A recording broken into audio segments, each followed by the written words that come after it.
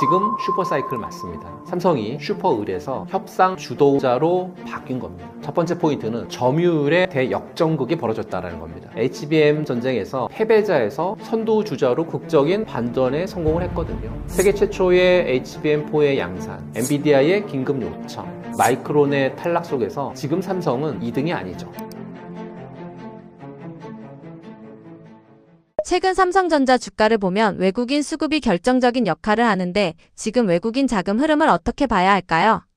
외국인이 얼마나 어떻게 팔았는지 숫자를 좀 보시게 되면 외국인 투자자들이 2월 13일 이후에 삼성전자에 대한 매도세를 좀 지속해왔고, 특히 이제 이란 사태 이후에 3월 들어서만 외국인들이 거의 한 7조가량 6조 8천 정도 팔았어요. 반면에 개인 투자자들이 4일 하루를 제외하고 3월 9일까지 줄곧 매수했죠. 한 7조 2천 정도가량 개인들은 받았으니까요. 그리고 최근 3주 동안 외국인들이 한 17조 5천가량 팔았습니다. 그러면서 삼성전자의 보유 비율이 50% 아래까지 떨어졌습니다. 49.9%까지 내려앉았으니까요. 지난 2025년 4월 관세 공포 위기 그 이후에 12개월 만에 정말 삼성전자의 5% 선이 무너진 겁니다. 개인이 받아내고 있지만 물량이 워낙 많으니까 주가가 버텨주기 쉽지 않은 그런 구조였다는 거죠. 구체적으로 들어가 보면 더 무섭습니다. 왜냐하면 3월 4일 날 하루에만 외국인이 삼성전자를 300만 주 이상 팔았고요. 3월 5일에도 150만 주가량 팔았습니다. 2월 한 달 동안 외국인이 삼성전자 순매도 규모가 거의 한 6조 9천 정도 되거든요. 연초 이후에 누적 매도는 지금 9조 원가량이 넘어가고 있습니다. 도대체 왜 이렇게 팔았을까요? 외국인이 판 진짜 이유는 첫 번째는 펀더멘탈에 대한 문제가 아니라 현금 인출기에 대한 문제입니다. 무슨 말이냐면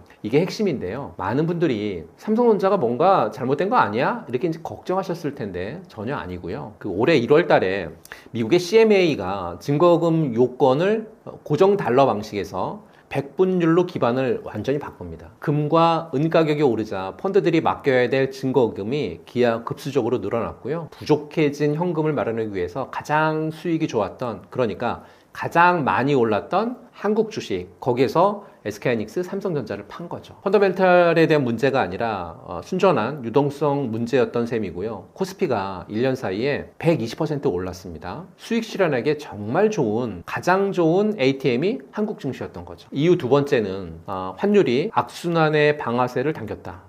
즉 원달러 환율이 1,500원 선 내외 부근에서 전개되자 악순환이 시작이 된 거죠. 원화 약세로 한국 주식의 달러 환산 가치가 떨어지자 외국인들이 추가 매도에 나섰고요. 이렇게 되면 원화 가치를 더 끌어내려는 연쇄 반응을 불러오게 되는 거잖아요. 한국은 정말 원유를 전량 수입하는 그런 나라이기 때문에 환율이라든지 유가가 동시에 오르면 경제 체력이 급격히 떨어집니다. 이 취약점이 고스란히 드러나는 거죠. 외국인 입장에서 생각해 보면 주가도 빠지고 환율도 불리해지면 이중으로 손해니까 매도가 매도를 부르는 그런 구조가 된 겁니다. 이후 세 번째, 차익 실현과 지정학적 리스크의 어떤 회피의 복합작용인 것 같습니다. 연초 이후 코스피가 한 50% 급증을 하자 차익 실현 성격의 매도가 좀 집중이 된 것 같아요. 이렇게 되면 지수는 한 15%에서 20% 조정 후에 외국인 재진입 가능성이 높다라고 판단하고 있고요. 이번 매도의 상당 부분은 사실은 오른 만큼 내다 파는 기술적인 조정이었습니다. 이탈한 물량의 상당 부분은 삼성전자에서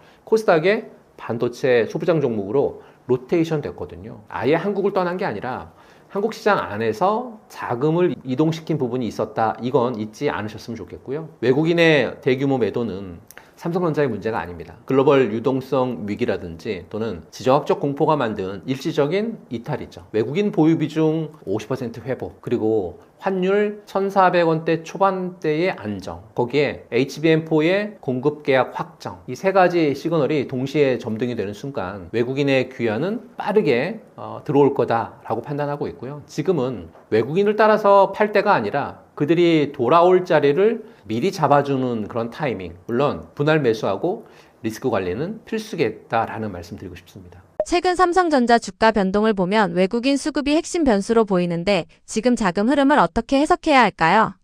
본격적으로 돌아오는 시점을 어떻게 판단하면 좋을까요? 몇 가지 체크해야 될 시그널이 있습니다. 외국인이 돌아오는 시그널 첫 번째는 외국인 선물 포지션이 6월물로 넘어가는 거에 대한 부분들을 체크하실 필요가 있는 것 같아요. 만약 외국인이 선물을 다음 분기인 6월물로 넘기며 계속 보유한다 라고 하면 삼성전자의 상승세 2분기에도 계속될 가능성이 굉장히 높습니다. 글로벌 투자자들이 삼성전자의 리밸런싱 할 때 코스피 200 종목 중에서 강제로 어느 종목을 사야 하는 상황이 발생하기 때문에 그렇거든요. 시가총액 1등서부터 22종목의 주가 추이를 확인해 볼 필요가 충분히 있을 것 같고요. 선물 시장은 외국인의 진짜 의도가 드러나는 곳이기 때문에 속일 수 없습니다. 시그널 두 번째는 외국인들의 보유 비중이 50% 이상으로 올라오는 거죠. 외국인 비중 50% 회복 여부가 다음 방향성을 결정하는 핵심 지표입니다. 기술적인 어떤 분석상 삼성전자를 예를 들어보면 20만 원 내외 정도 구간을 지금 현재 돌파해야 되는 부분, 또 단기 지지선 같은 경우에는 18만 원 정도 부분을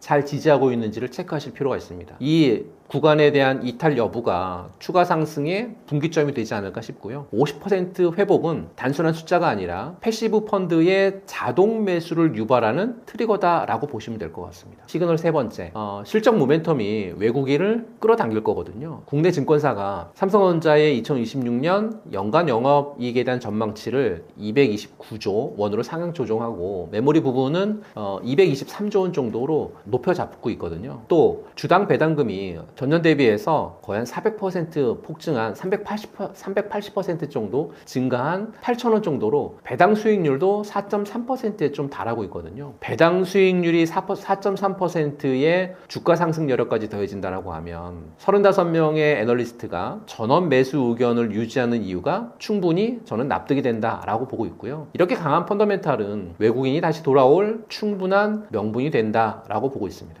외국인의 20조 매도는 삼성전자의 위기가 아니라 글로벌 수급 구조와 지정학적 공포가 만들어낸 일시적인 왜곡입니다. 삼성전자 반도체 부분 D램 매출이 전년 대비해서 170% 늘어날 거고요. 낸드 매출도 90% 이상 증가할 전망이고 서버용 D램 가격은 연말에 $1,000 선 돌파할 예정입니다. 기업의 본질 가치는 흔들리지 않고 있다는 거죠. 외국인 선물 6월물의 전환, 또 보유 비중 50%의 회복, 이 두 가지 시그널이 켜지는 순간 외국인들의 귀환은 예상보다 훨씬 빠르고 강하게 올 겁니다. 지금은 수급의 노이즈에 흔들리지 않으셨으면 좋겠다라는 말씀 드리고 싶습니다. 현재 반도체 시장에서 가장 중요한 경쟁력이 HBM인데 삼성전자의 위치는 어디라고 보시나요? 먼저 삼성전자의 위기의 뿌리를 좀 짚어볼게요. 삼성전자가 반도체에서 처음 부진을 인정하고 개선 방향에 대한 부분들을 공식 발표한 건 언제였냐면 2025년 3월 정기 주주총회였어요. 이 주총에서 주주들에게 사과했습니다. 늦어도 2025년 하반기까지 HBM3 2단의 12단 제품의 어떤 거래처 쪽에서의 공급을 본격화하겠다 이렇게 좀 약속했거든요. 공개적으로 사과까지 했었던 이유는 단 하나였어요. SK하이닉스하고 마이크론의 HBM 납품에서 밀렸기 때문이잖아요. 그러면서 이제 반격이 시작이 됩니다. 삼성전자가요 HBM3 1A D램을 적용했었던 걸 제껴두고 두 단계 선행해서 10나노급 6세대 일시 D램을 선제적으로 개발을 했고요. 그걸 HBM 코어 다이 제조에 과감하게 투입합니다. 경쟁사들이 기존 기술로 버틸 때 삼성은 다음 세대가 아니라 그 두 단계를 건너뛰는 그 다음 세대로 도약을 하기 위해서 과감한 결정을 하죠. 2026년 2월 12일 결정적으로 삼성전자가요 세계 최초로 HBM4 양산 출하를 시작했습니다. 전작보다 HBM3E보다 약 한 30% 높은 가격에 거래되고 있고 삼성이 과거의 수율 문제로 엔비디아 인증에 고전했잖아요. 이번엔 업계 최초로 일시 공정에 대한 기술력을 무기를 통해 가지고 협상 테이블의 주도권을 쥐고 있다라고 하는 평가가 나오고 있습니다. 성능도 압도적입니다.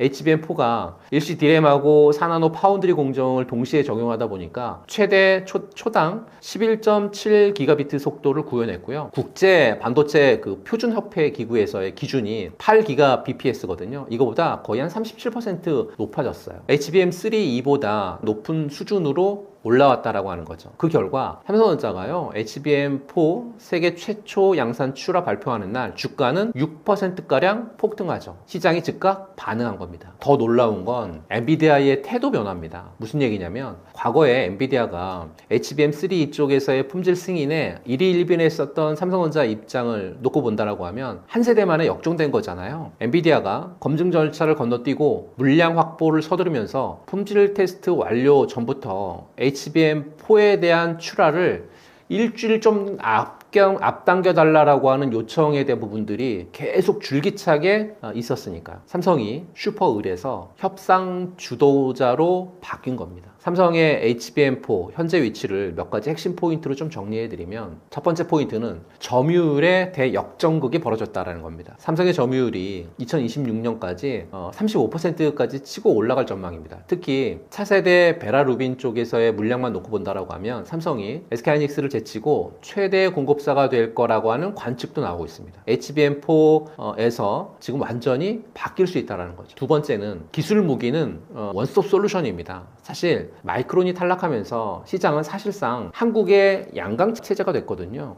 삼성전자가 메모리부터 파운드리까지 한 집에서 다 해결하는 이 수직 계열화 덕분에 제품을 넘겨주는 속도에서 정말 압도적인 강점을 갖고 있다는 거죠.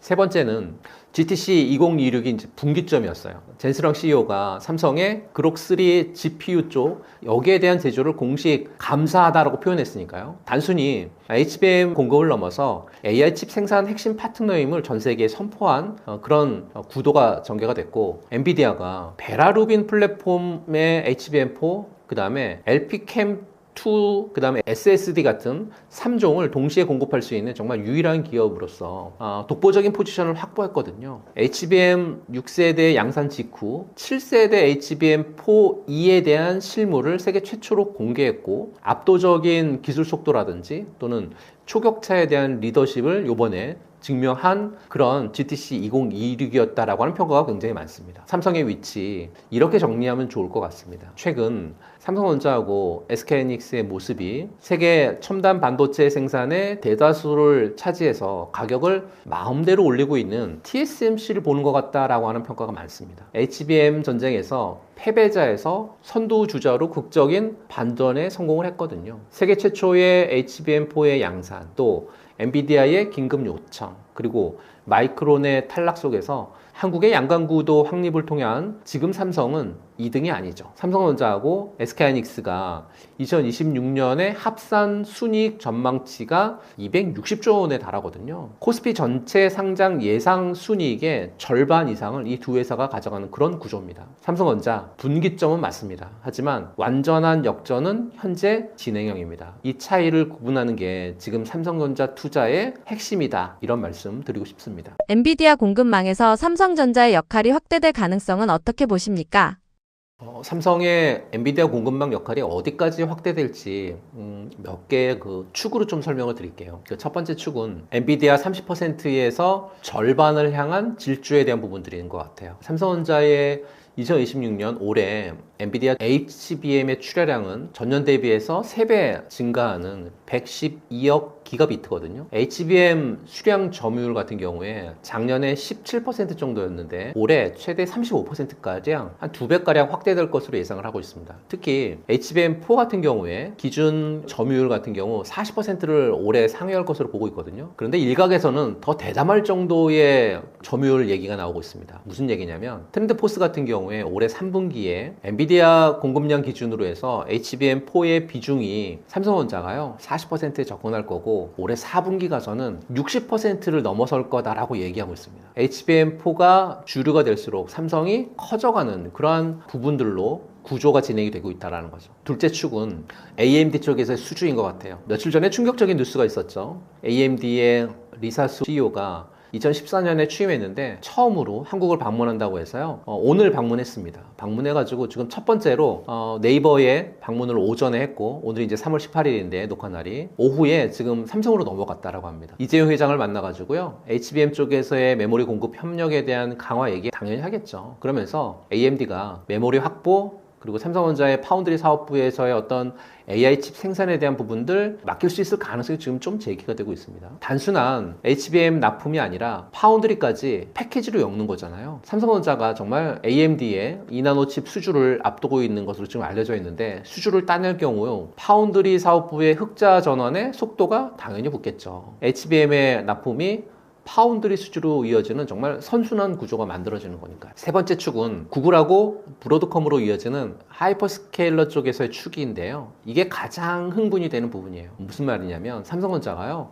구글의 AI 반도체 TPU 적용을 위해서 브로드컴과 진행한 HBM 그 시스템 테스트에서 메모리 반도체 3사 중에서 가장 좋은 최고 성적을 보였습니다. 구글이요, TPU를 수익 다각화하기 위해서 엔비디아 견제하고 있잖아요. 그렇다고 하면 삼성전자가 거기에서 우위를 선다라고 하면 HBM 쪽에서의 공급 물량이 더 폭발적으로 급증하겠죠. 더 구체적으로 들어가 보면 삼성전자가 브로드컴의 구글 쪽 HBM 물량의 60% 이상을 공급할 것으로 지금 추정하고 있는데요. 당초에 SK하이닉스가 독점 공급하거나 아니면 주력 공급사가 될 것이라고 하는 예상을 지금 완전히 뒤집은 거예요. 이건 단순한 납품이 아닙니다. 엔비디아 견제 진영 전체를 삼성이 완전히 먹는 그런 그림이거든요. 앞으로 공급망 확대의 로드맵은 단기간에 끝나지 않을 것 같습니다. 삼성전자가요, HBM4에서 성과를 거두고 있고 6세대에서 이렇게 성과를 잘 거두고 있으니까 7세대 HBM4 2단에서도 성과가 잘 나올 것 같습니다. 특히 2026년 하반기 샘플 출하에 대한 부분들을 HBM4 2단 하고 있거든요. 그러면 2027년부터 고객사에 대한 어떤 맞춤형 커스텀 HBM도 순차 샘플링 시작할 그런 단계에 놓인다라는 거죠. 커스텀 HBM은 맞춤 정장처럼 고객사의 AI 칩 설계에 딱 맞게 제작하는 그런 프리미엄 제품이거든요. 당연히 가격도 표준품보다 훨씬 비쌉니다. 삼성전자가 GPU 진영에서의 엔비디아 뿐만 아니라 AMD 뿐만 아니라 아마존, 메타, 마이크로소프트, 구글 같은 자체 AI 칩을 개발하는 하이퍼스케일러 전체를 공급처로 확대하는 거잖아요. 업계에서 HBM을 중심으로 한 AI 전용 메모리 시장이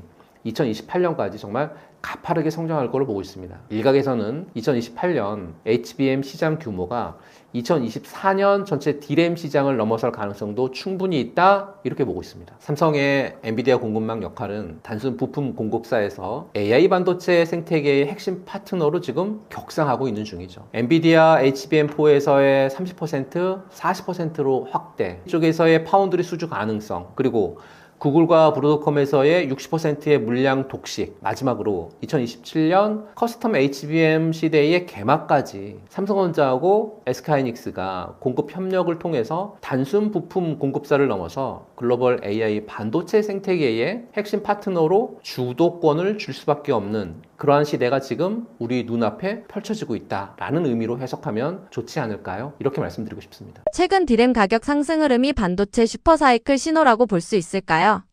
요즘 주식 투자하시는 분들, 특히 이제 반도체 투자하시는 분들은 한 번쯤 들어보셨을 거예요. 반도체 슈퍼사이클. 지금은 반도체 슈퍼사이클 맞습니다. 그러나 언제 끝날지를 반드시 알고 있어야 한다, 이런 말씀 좀 드리고 싶습니다. 거죠. PC용 DDR5 16GB 제품의 평균 계약 가격이 불과 6개월 만에 4배가량 뛰었고요. 구형 DDR 역시 한 달 사이에 20%가량 올랐습니다. 그리고 더 충격적인 건 글로벌 IB들의 전망치예요. CT 쪽에서의 그 분석가는 AI 데이터 센터의 수요 폭발로 인해서 올해 2026년 D램의 평균 판매 가격이 전년 대비해서 170%가량 상승할 걸로 전망하고 있고요. 170%면 거의 2배 이상 뛰는 거잖아요. 이게 단순한 경기 반등이 아니라고 하는 신호로 해석할 수 있습니다. 과거에 스마트폰이라든지 PC에 대한 어떤 교체 수요가 메모리 가격을 움직였다라고 하면, 그러면 지금은 완전히 달라졌다라는 거죠. 핵심 키워드는 AI 쪽에서의 추론이에요. 그러니까 AI가 학습 단계를 넘어서 추론 단계로 지금 확산되면서 메모리 쪽에서의 중요성이 더욱 커지고 있고요. AI 추론은 학습 대비해서 3배가량 메모리 용량 굉장히 많이 필요합니다. 데이터 센터 한 대에 들어가는 메모리가 수요가 일반 서버 대비해서 3배에서 5배 이상 많다라는 거죠. 그런데 더 결정적인 건 이번 슈퍼사이클의 특징이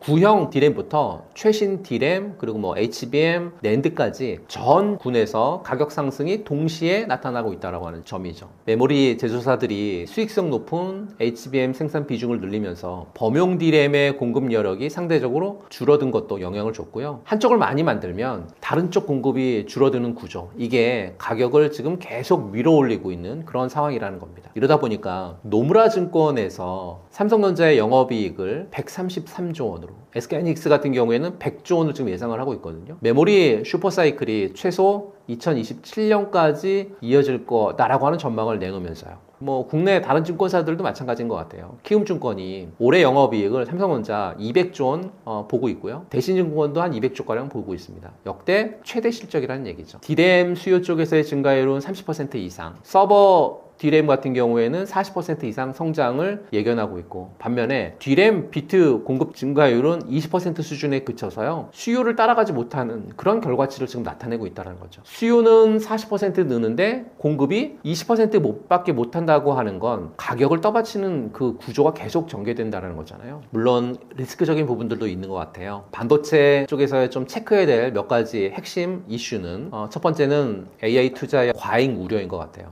CT가 반도체 시장 전망에서 AI 슈퍼사이클이 2026년까지는 이어질 수 있다 이렇게 보고 있거든요. 그러니까 2026년 하반기에는 오픈AI 관련된 어떤 비용 청구가 본격화될 거고, AI 인프라 구축의 어떤 자금 조달이라든지 그리고 관련한 부채 우려가 커질 수 있다라는 경고의 메시지로 들리지 않나요? 두 번째는 공급 과잉 전환에 대한 시점인 것 같습니다.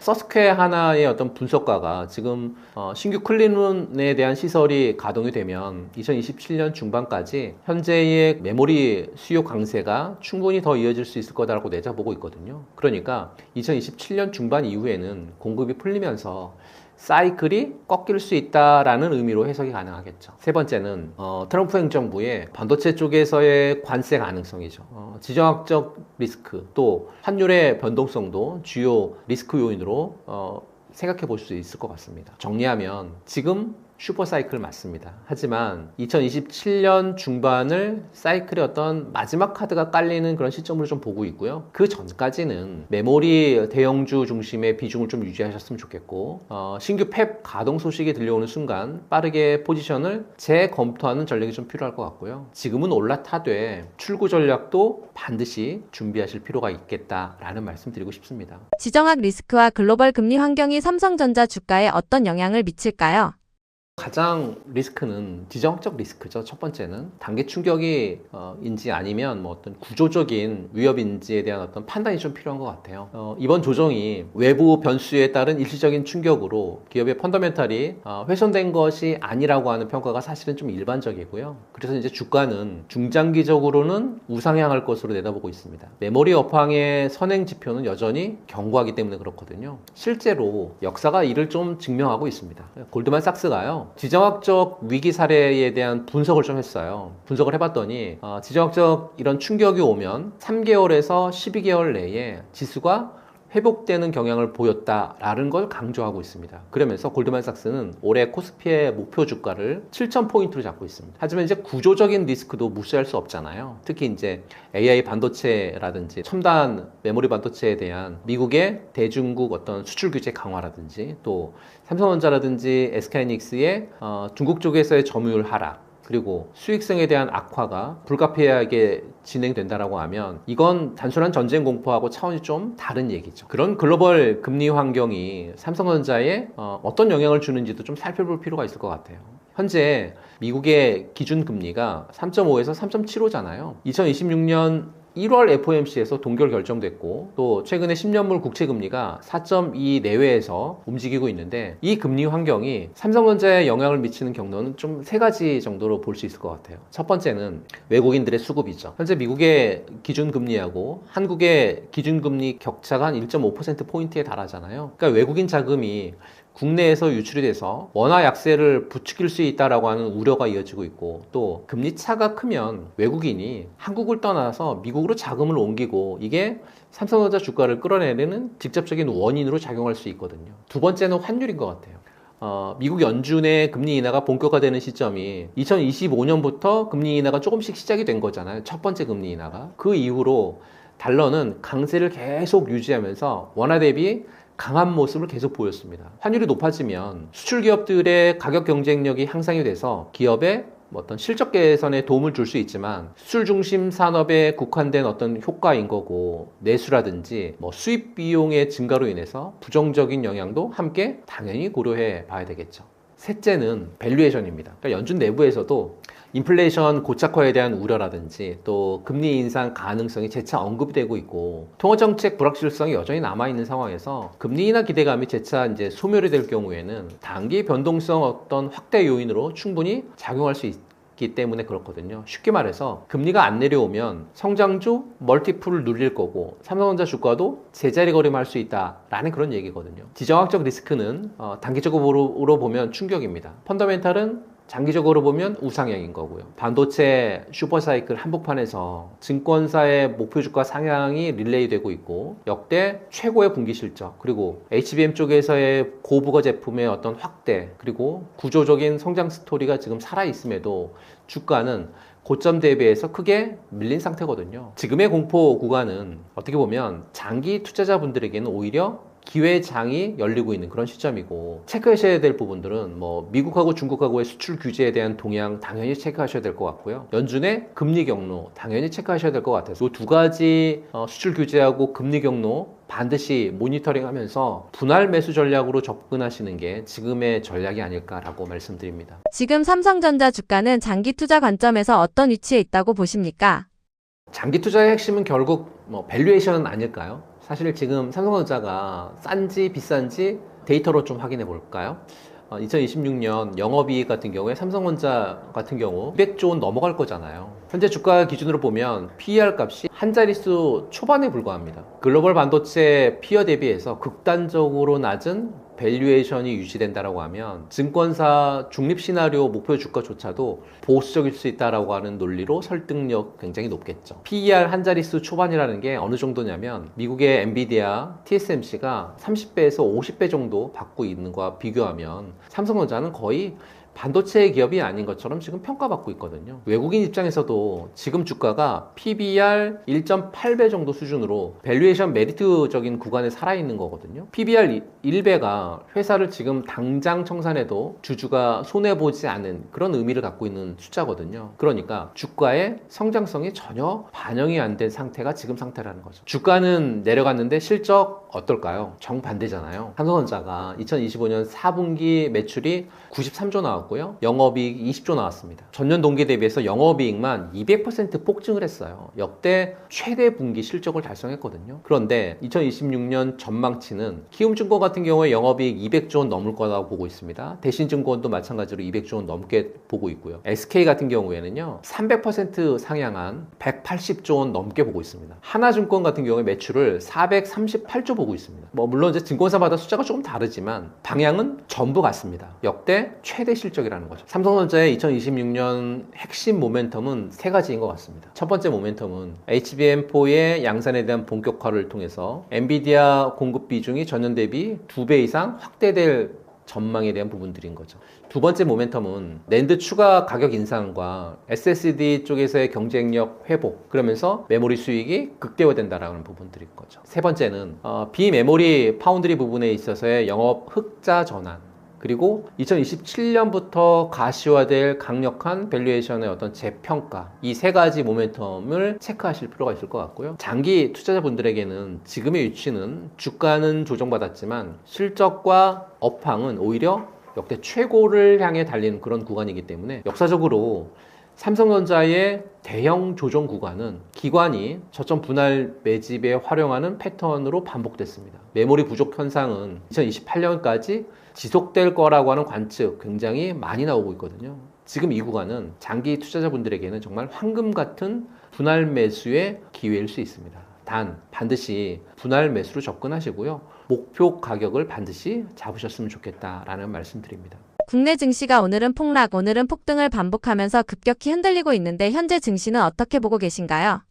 먼저 지금 장세가 얼마나 비정상적인지 숫자로 한번 말씀 좀 드려볼게요. 2026년 3월 들어서 코스피가 하루 동안에 변동폭을 나타내는 일중 그 변동률이 무려 7% 솟았습니다. 이게 얼마나 비정상적인 수치냐면 지난 2025년에는 이 수치가 1%였어요. 그러니까 코스피가 4천선을 넘어서면서 빠르게 오를 때도 이 변동률은 2%였거든요. 근데 7%라고 하면 그거에 3배에서 4배가량 해당하는 수치거든요. 날짜로 보면 좀 더 선명해 보입니다. 지난 3월 3일 미국하고 이란 전쟁 여파로 인해서 코스피가 하루에 7% 폭락했고 그 다음 날은 서킷 브레이커까지 발동되면서 코스피 출범 이래 역대 최대 하락률인 12%를 넘죠. 3월 5일은 반등 사이드카가 발동되면서 급반등. 3월 9일은 국제유가가 하루에 25%가량 급등하면서 다시 6% 넘게 폭락. 2026년 첫 2달 동안 코스피가 거의 50% 가까이 상승한 뒤에 급락을 맞으면서 대형 기술주의 손실 확대라든지 외국인들의 자본 유출 그리고 원화 약세가 동시에 나타나고 있는데요. 심지어 미국하고 이란 전쟁의 당사자인 미국의 S&P 500의 변동률은 1.4%,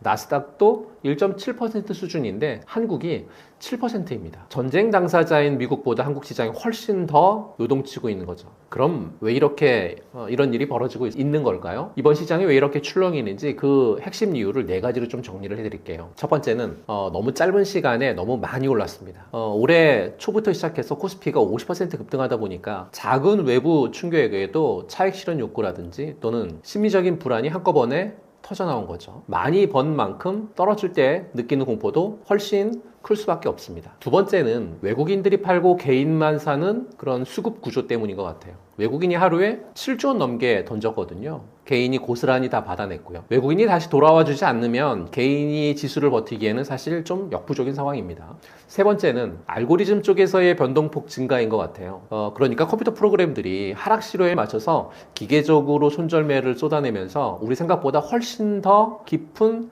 낙폭을 만들었으니까요. 마지막 4번째는 공포지수의 극단적인 수치인 것 같아요. 국내 주식에 대한 공포지수인 VKOSPI가 있는데 금융위기 수준까지 치솟았으니까요. 역설적으로 이런 극도의 공포는 주가를 저렴하게 만들어서 반등의 씨앗이 되기도 합니다. 결국 지금은 이 폭락과 반등의 사이클이 아주 강하게 반복되는 그런 구간이다 이렇게 보시면 될 것 같고요. 그렇다라고 하면 이 장세를 증권가에서는 어떻게 분류하는 그거 굉장히 궁금하지 않을까요? 그래서 그것도 좀 말씀 좀 드려볼게요. 증권가에서 공통적으로 사용하는 용어가 있는데 바로 데드캣 바운스라고 하죠.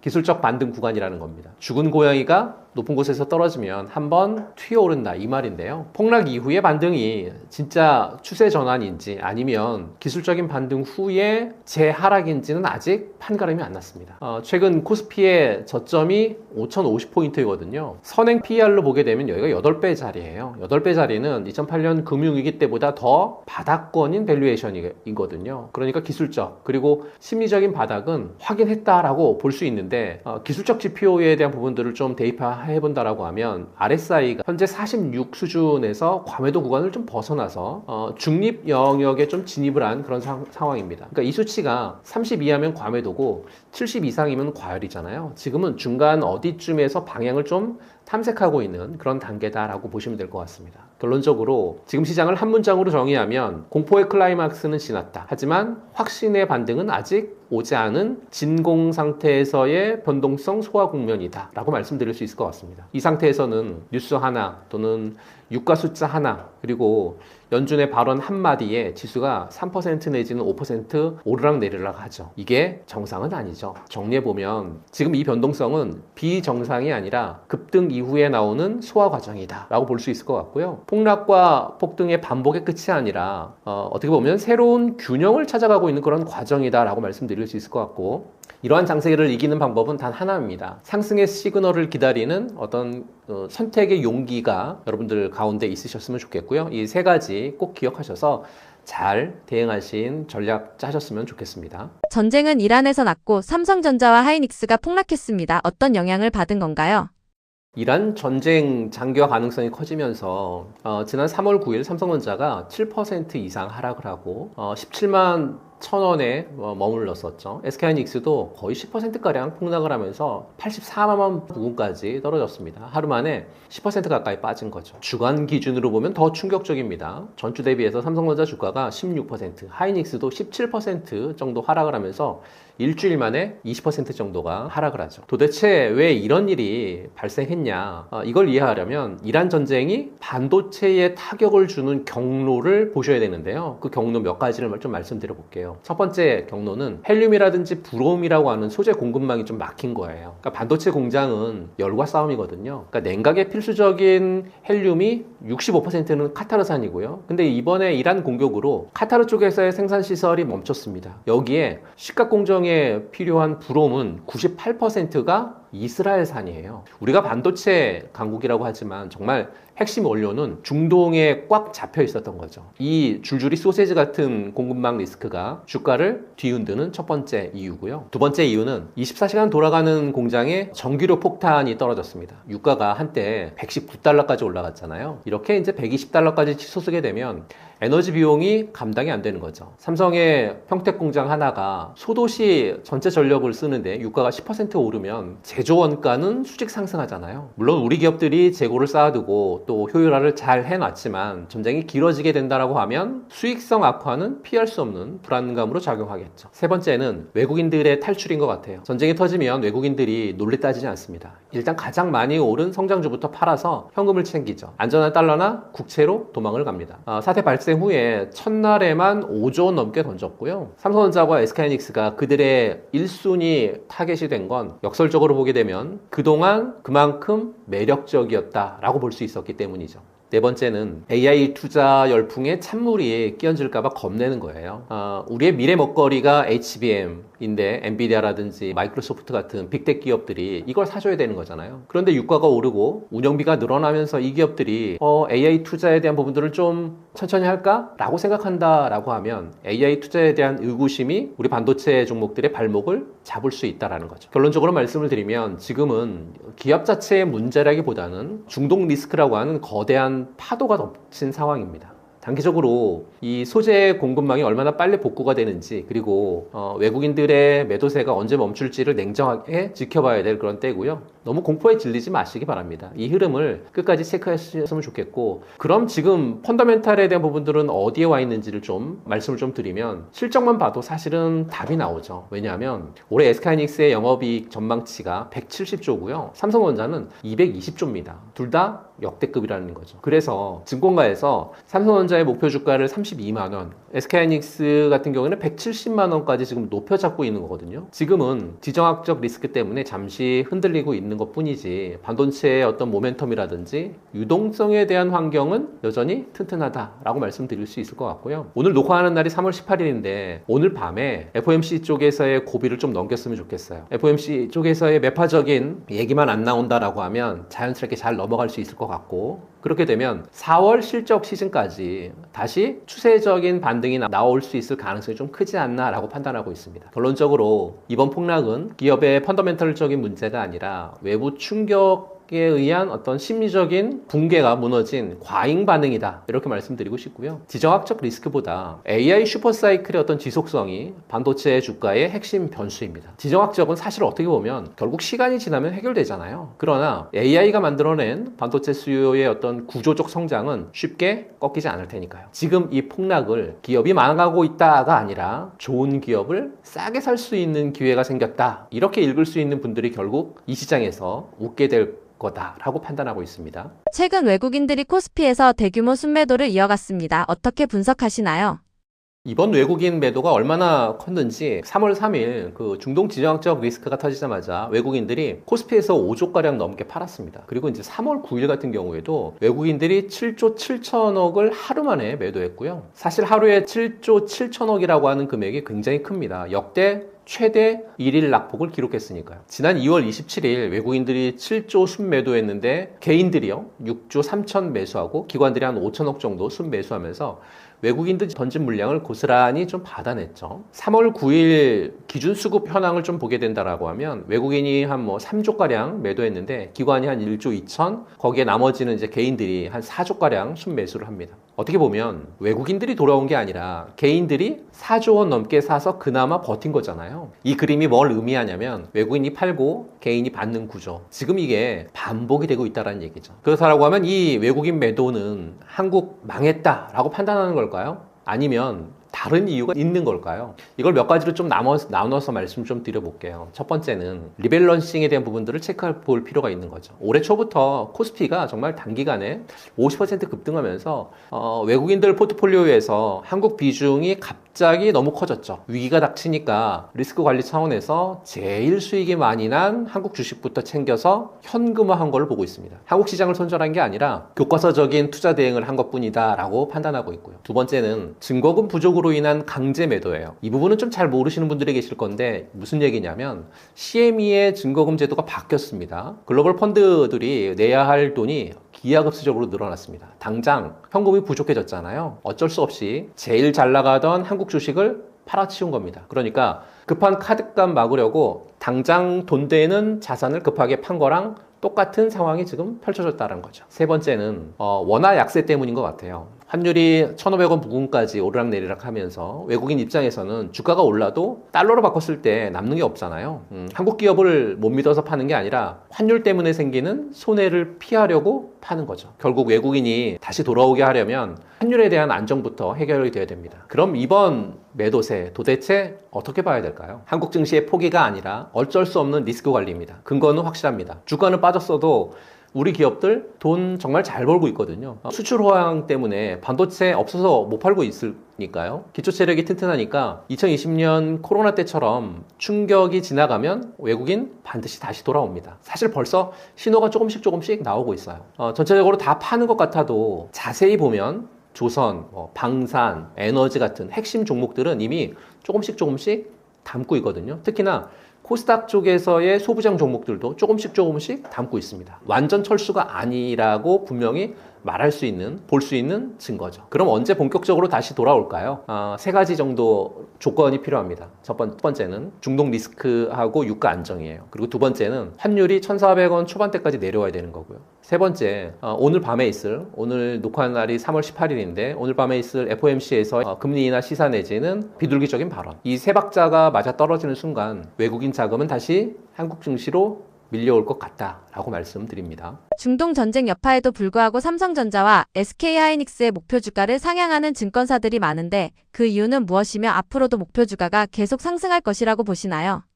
지금 중동 상황이 정말 심각하죠. 이란의 공습 소식에 외국인들이 막 5조씩 던지고 있으니까요. 그러면서 코스피가 서킷 브레이커 걸리고 삼성전자가 11% 폭락이라고 하는 정말 충격적인 기록을 세웠으니까요. 유가도 한때 119달러까지 올라가는 공포가 극에 달했습니다. 하지만 과거 사례를 보면 얘기는 좀 다릅니다. 1948년 이후에 중동 전쟁이 4차례 있었어요. 미국 증시가 평균 한 4 정도 빠졌고요. 한 달 뒤에는 오히려 반등했습니다. 결국 지금의 위기가 일시적인 소음이다라고 보고 있고요. 우리 반도체 산업의 본질은 흔들 정도의 악재는 아니다라고 하는 분석이 현재는 좀 지배적이거든요. 그렇다라고 하면 왜 목표 주가를 올리는지 핵심 이유를 몇 가지를 좀 들어서 말씀드릴게요. 첫 번째 핵심 이유는 전쟁이 오히려 D램 가격을 밀어 올렸다라고 봅니다. 이건 정말 아이러니한 어떤 반전이에요. 미국하고 이란이 지금 전쟁하고 있는데 그 이후에 글로벌 메모리 가격이 상승을 했고 PC용 DDR5 16기가비트의 D램 현물 가격이 보름 만에 10% 이상, 그래서 40달러 수준을 기록하고 있죠. 전쟁이 장기화되면 첨단 무기라든지 드론 같은 군사용 장비에 사용되는 메모리 반도체 쪽에서 수요가 급증할 거고요. 또 수급 불균형이 더 심화될 거고요. 그러면 전쟁 특수까지 더해진다라고 하면 반도체 쪽에서의 이익은 계속 늘 수밖에 없잖아요. 두 번째 이유는 AI 슈퍼사이클은 전쟁도 못 막는다라고 보는 거죠. 키움증권에서 올해 삼성전자의 목표 주가를요 21만 원에서 26만 원까지 올립니다. D램 그리고 낸드 가격 상승으로 인해서 올해 매출이 작년 대비해서 61% 폭증을 할 거고 영업이익 같은 경우에는 360% 정도 증가할 걸로 전망을 하고 있죠. 또 한국투자증권하고 대신증권도 목표 주가를 27만 원으로 올립니다. 오늘 3월 18일 현재 삼성전자의 주가가 20만 6천 원, 7천 원, 8천 원 여기 내외에서 움직이고 있거든요. 이거 대비해서 뭐 한 30% 이상 상승 여력이 좀 존재하죠. 증권 증권사의 가장 높은 목표 주가를 제시한 곳이 맥쿼리 증권인데요. 34만 원 제시합니다. SK하이닉스도 마찬가지인 것 같아요. 대신증권이 SK하이닉스의 목표 주가를 125만 원에서 145만 원으로 16% 상향 조정하는데요. 근거가 있어요. 영업이익 전망치를 2026년에 얼마 전망했냐면 142조 원에서 174조로 22%가량 올려잡습니다. 정말 창사 이래 가장 강력한 수익성이라고 평가하면서 목표 주가도 올렸죠. 그런데 충격적인 건 KB증권은요, 더 높게 올려잡습니다. 170만 원까지. 이런 이유 때문에 AI 슈퍼사이클이 전쟁을 막지 못한다라고 보는 거고요. 세 번째 이유, HBM 쪽에서의 독점적인 구조하고 공급이 수요를 당분간 따라잡지 못하기 때문이다라고 보는 거죠. SK하이닉스가요, 2025년 3분기 기준으로 HBM 쪽에서의 매출 점유율이 57%입니다. 독과점이죠, 사실. 근데 UBS가 차세대 HBM4 시장에서도 70 정도 점유할 거다라고 예상하고 있습니다. 또한 수요 측면에서도 마이크로소프트, 아마존, 알파벳 같은 주요 빅텍 기업들이요, 올해 2026년에 145조 원 규모의 AI 데이터 센터 투자를 단행할 것으로 지금 예견되고 있거든요. 수요는 폭발하는데 공급이 못 따라가고 있습니다. 가격은 오르고 실적은 더 좋아지고 목표 주가는 계속 올리는 이 선순환 구조가 지금 계속 전개되고 있다라는 말씀을 좀 드리고 싶고요. 3월 18일 지금 현재 기준으로 삼성전자가 얼마냐면 20만 8천 원이에요. 삼성전자에 대한 리포트를 낸 애널리스트 35명이 전원 매수 의견을 내고 있고 12개월 평균 목표 주가도 25만 원 정도여서요, 한 20% 정도의 상승 여력이 충분히 남아 있고요. SK하이닉스 같은 경우에 오늘 지금 거래되고 있는 가격이 한 105만 원 정도 됩니다. 증권사의 그 컨센서스 평균 목표 주가도 한 125만 원 정도 되는데요.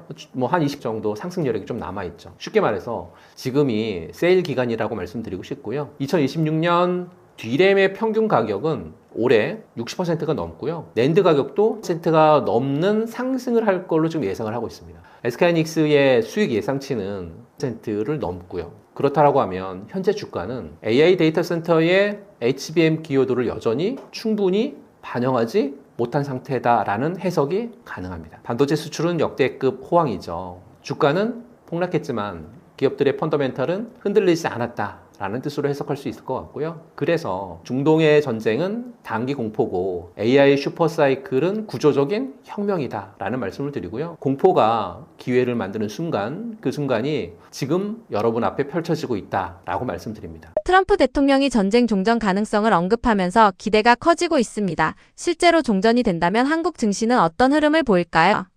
트럼프 대통령이 우리가 이겼다, 언제든 전쟁을 끝날 수 있다, 호언장담하고 있는데요. 이 말 한마디에 120달러 갔었던 유가가 단숨에 80달러대까지 떨어질 만큼 시장은 즉각적으로 반응합니다. 하지만 현실은 좀 다른 것 같아요. 트럼프 대통령의 발언 직후에도 이스라엘은 공습을 감행했고 이란도 드론 공격으로 맞섰죠. 전선이 오히려 좀 넓어지고 있습니다. 결국 말과 실제 상황 사이에 괴리가 좀 큰 것 같아요. 설령 단기적인 수습책이 나온다 하더라도 이란의 보복이 계속된다라고 하면 그 후폭풍이 꽤 오래 갈 수 있다라고 전 보고 있습니다. 그럼 종전 시나리오가 현실이 된다라고 하면 한국 증시는 어떤 시나리오를 가지고 있어야 될까요? 여러분들에게 세 가지 반등 시나리오에 대한 부분들을 정리해 드리도록 할게요. 우선은 첫 번째 단계는 즉각 반등하는 거죠. 그러려면 유가가 급락해야 되고 외국인들이 복귀해야 됩니다. 코스피 반등의 핵심 패턴은 이미 3월 5일에 한번 정답지가 유출이 됐어요. 그러니까 유가 상승세가 진정이 되고 미국 증시가 회복이 되자 기록적인 급락 이후에 저가 매수세가 빠르게 유입이 됐죠. 코스피가 전날 12% 낙폭했었던 걸 단번에 돌리면서 5,700선까지 급반등했고 지수 급등으로 거래가 일시 정지될 정도였으니까요. 종전이 공식 선언되는 순간 이보다 훨씬 강한 V자 반등이 나올 것으로 예상을 하고 있고요. 트럼프 대통령의 이란 전쟁 거의 끝났다라는 발언만으로도 코스피가 6,000선 회복을 시도하는 움직임이 나타났던 걸 보게 됩니다라고 하면 실제 종전 선언 시에는 자금이 빠르게 복귀될 것임을 충분히 짐작하실 수 있겠죠. 두 번째 단계는 펀더멘탈의 재평가 랠리인 것 같아요. 현재 실적 모멘텀이 여전히 반도체가 가장 유망한 투자처잖아요. 전쟁을 계기로 AI 투자 필요성이 더욱 커지면서 반도체 업종이 오히려 수혜를 받는다라고 하는 전망이 나오고 있으니까요. 실제로 그 국제금융센터 보고서에 따르게 되면 올해 2026년도 반도체 중심의 실적 개선, 거기에 양호한 밸류에이션 들어서 그리고 기업의 어떤 가치 제고 같은 정책 지원을 통해서 우호적인 여건이 계속 전개될 거라고 하는 분석이 나오고 있습니다. 그러면서 코스피가 6천선 이상을 향해서 재상승할 수 있는 그런 조건을 갖추고 있다라는 분석을 했으니까요. 3단계는 주도적 확산으로 온기가 퍼질 것 같습니다. 종전 이후에도 방산주는 끝나지 않을 것 같습니다. 오히려 이번 전쟁은 글로벌 방산 산업 확대의 어떤 기폭제가 됐다 이렇게 말씀드릴 수 있을 것 같은데요. K방산이 100조 원 규모의 수주 잔고, 그리고 실질적인 영업이익이 어떤 역대급에 대한 부분들, 또 정부도 65조 원 정도 규모의 국방 예산이라든지 또 수출 기금에 대한 신설을 통해서 적극적인 지원을 검토하고 있다라고 얘기하고 있으니까. 이러다 보니까 하나증권에서 2026년 올해 국내 주도 업종으로 반도체, 조선, 방산, 기계, IT, 하드웨어, IT 하드웨어 이렇게 꼽으면서 주도 업종의 변화는 예상치 못한 어떤 시스템 위기 이후에 새 사이클이 열릴 때마다 나타난다 뭐 이런 분석을 했습니다. 그러니까 종전이 정말 새로운 사이클의 출발점이 될 수 있다 이렇게 보고 있는 거잖아요. 종전이 현실화될 경우에 한국 증시는 단기적으로 정말 강한 V자 반등 나올 가능성이 높고요. 10개 주요 증권사의 리서치 센터장의 70%가 상반기 수익성 개선 1순위로 반도체 꼽았고, 그 다음은 조선 꼽았고, 그 다음은 바이오가 그 뒤를 잇고 있습니다. AI 캐펙스 사이클이 2026년도에도 지속될 거고요. 빅테크의 투자가 전년 대비해서 올해 30% 이상 증가할 거고요. 이렇다라고 하면 반도체 업황은 추가 개선 여지가 충분히 있다라고 판단합니다. 코스피의 하락은 기업이 무너진 게 아니라 외부 공포가 만들어낸 기회의 창입니다. 단, 분할 매수하고 리스크 관리, 진짜 종전인지를 확인하는 냉정함을 반드시 지켜야 된다라고 말씀드리고 싶습니다. 떨어지는 칼날을 잡지 말라는 말처럼 최악의 상황을 대비해야 할 텐데 대표님이 생각하는 최악의 시나리오는 무엇인가요? 제가 생각하는 최악의 시나리오는 한 4개 정도의 도미노가 순서대로 쓰러지는 그런 구조인 것 같아요. 그 4개의 도미노 하나씩 설명을 좀 드리면 첫 번째 도미노는 유가인 것 같아요. 가장 민감하죠. 유가가 배럴당 120달러를 넘어서 140달러 이상 올라가는 거예요. 전 세계 해상 원유 물동량의 20%가 지금 에너지 동맥인 호르무즈 해협 봉쇄를 통해서 장기화될 가능성을 대비하고 있거든요. 이렇게 되면 국제 유가가 배럴당 120을 넘어서 140달러를 돌파하면서 세계 경제가 사실상 성장을 멈추는 브레이크 포인트에 지금 직면할 것으로 판단을 합니다. 실제로 WTI라든지 두바이유가 이미 배럴당 100달러 내외에서 거래되고 있잖아요. 장중 한때는 119달러까지 치솟는 장면이 연출이 됐고요. 정부가 올해 경제 전망을 짤 때요, 이 두바이유 기준 배럴을 얼마 잡고 경제 전망을 했냐면 배럴당 62달러를 전제했다라고 하는 점을 감안하게 되면 그냥 예상치 초과가 아니라 전제 자체가 지금 무너지는 겁니다. 도미노 두 번째는 환율 부분인 것 같아요. 환율이 1,500원 붕괴되는 부분들을 잘 살피셔야 될 것 같아요. 환율이 1,500원을 넘어서 계속 올라갈 경우에 외국인 투자자들 입장에서 환차손 위험이 굉장히 크게 확대가 되거든요. 이렇게 되면 외국인의 추가 매도 압력을 높이는 요인으로 작용을 할 거고, 또 삼성전자라든지 SK하이닉스 같은 시가총액 상위 종목에서 매도세가 강화될 가능성이 높아서요, 코스피가 5천선 아래로 밀릴 가능성도 충분히 제기되고 있습니다. 1997년 외환위기 당시에 환율이 얼마까지 갔냐면 1,900원까지 돌파했거든요. 코스피가 최고점 대비해서 그때 당시 70% 역사적인 교훈은 잊어서는 안 됩니다. 하지만 역사가 반복되리라고 하는 법은 없죠. 구조가 비슷하면 결과는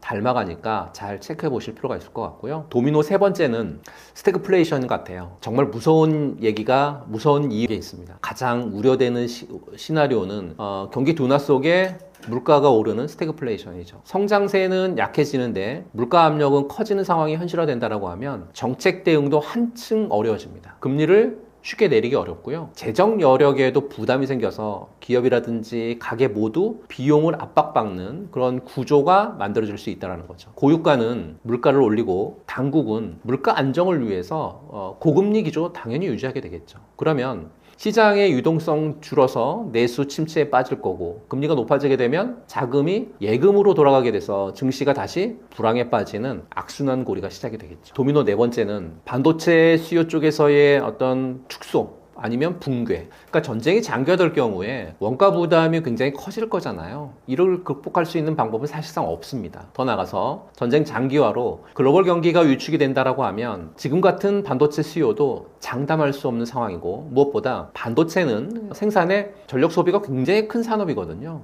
에너지 가격 급등 자체가 부담 요인이 될 수밖에 없습니다. 반도체마저 흔들린다라고 하면 한국 증시를 지탱해 줄 마지막 기둥이 사라지지 않을까요? 하지만 비관론으로 끝내면 안 되죠. 최악을 알았다라고 하면 대비를 해야 되는 거잖아요. 유가가 90달러 이상을 유지하고 인플레이션 우려로 금리가 다시 급등하는 상황에서는 현금과 달러 비중을 30 정도로 좀 늘리셨으면 좋겠고, 또 고배당 가치주인 은행주라든지 또는 뭐 통신주 또는 에너지주로 포트폴리오를 방어적으로 좀 재편하고, 원유라든지 원자재 같은 ETF 또는 뭐 이런 쪽에서 소량 편입하는 전략이 좀 유효하지 않을까라고 말씀드립니다. 최악의 시나리오는 유가가 40달러 이상 올라갈 거고, 환율이 1,500원 붕괴되는 거고, 스태그플레이션이 발생하면서 반도체 쪽에서의 수요 둔화, 이 네 가지 도미노가 동시에 쓰러지는 거예요. 물론 확률적으로 이 네 가지 도미노가 동시에 터질 가능성은 지금 거의 낮습니다. 하지만 투자에서 살아남는 사람은 최악을 대비하는 사람이잖아요.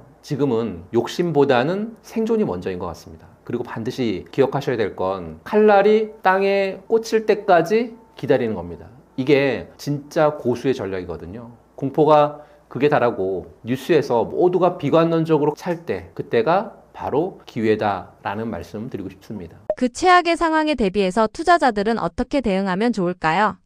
급락할 때 인간은 본능적으로 공포 느끼거든요. 그 공포에 대한 어떤 판단을 흐리고 또는 원칙을 무너뜨리고 또는 위기에서 살아남는 투자자들의 공통점은 딱 한 가지가 있습니다. 미리 설정된 원칙, 특히 손절 라인을 감정의 개입 없이 기계적으로 지켰다는 거죠. 또 몇 가지 원칙 이 있는데 그 몇 가지 원칙을 좀 말씀드려 보면요. 원칙 첫 번째는 현금 비중을 최소 20% 정도 사수하라는 거예요. 중동 리스크에 대비한 어떤 가장 현명한 방법은 금이나 달러 그리고 채권 같은 안전자산에 대한 비중을 20%나 30% 정도 확보하는 거죠. 또 고배당주라든지 또는 방어주로 포트폴리오를 리밸런싱 하는 겁니다. 현금은 사실은 수익을 내는 자산은 아니죠. 하지만 최악의 상황에서 기회를 살 수 있는 탄약이다 라는 말씀을 드리고 싶고요. 지금처럼 불확실성이 극대화된 구간에서 현금 없이 주식만 들고 있다라고 하면 추가 하락할 때 손가락만 빨고 있어야 되는 거잖아요.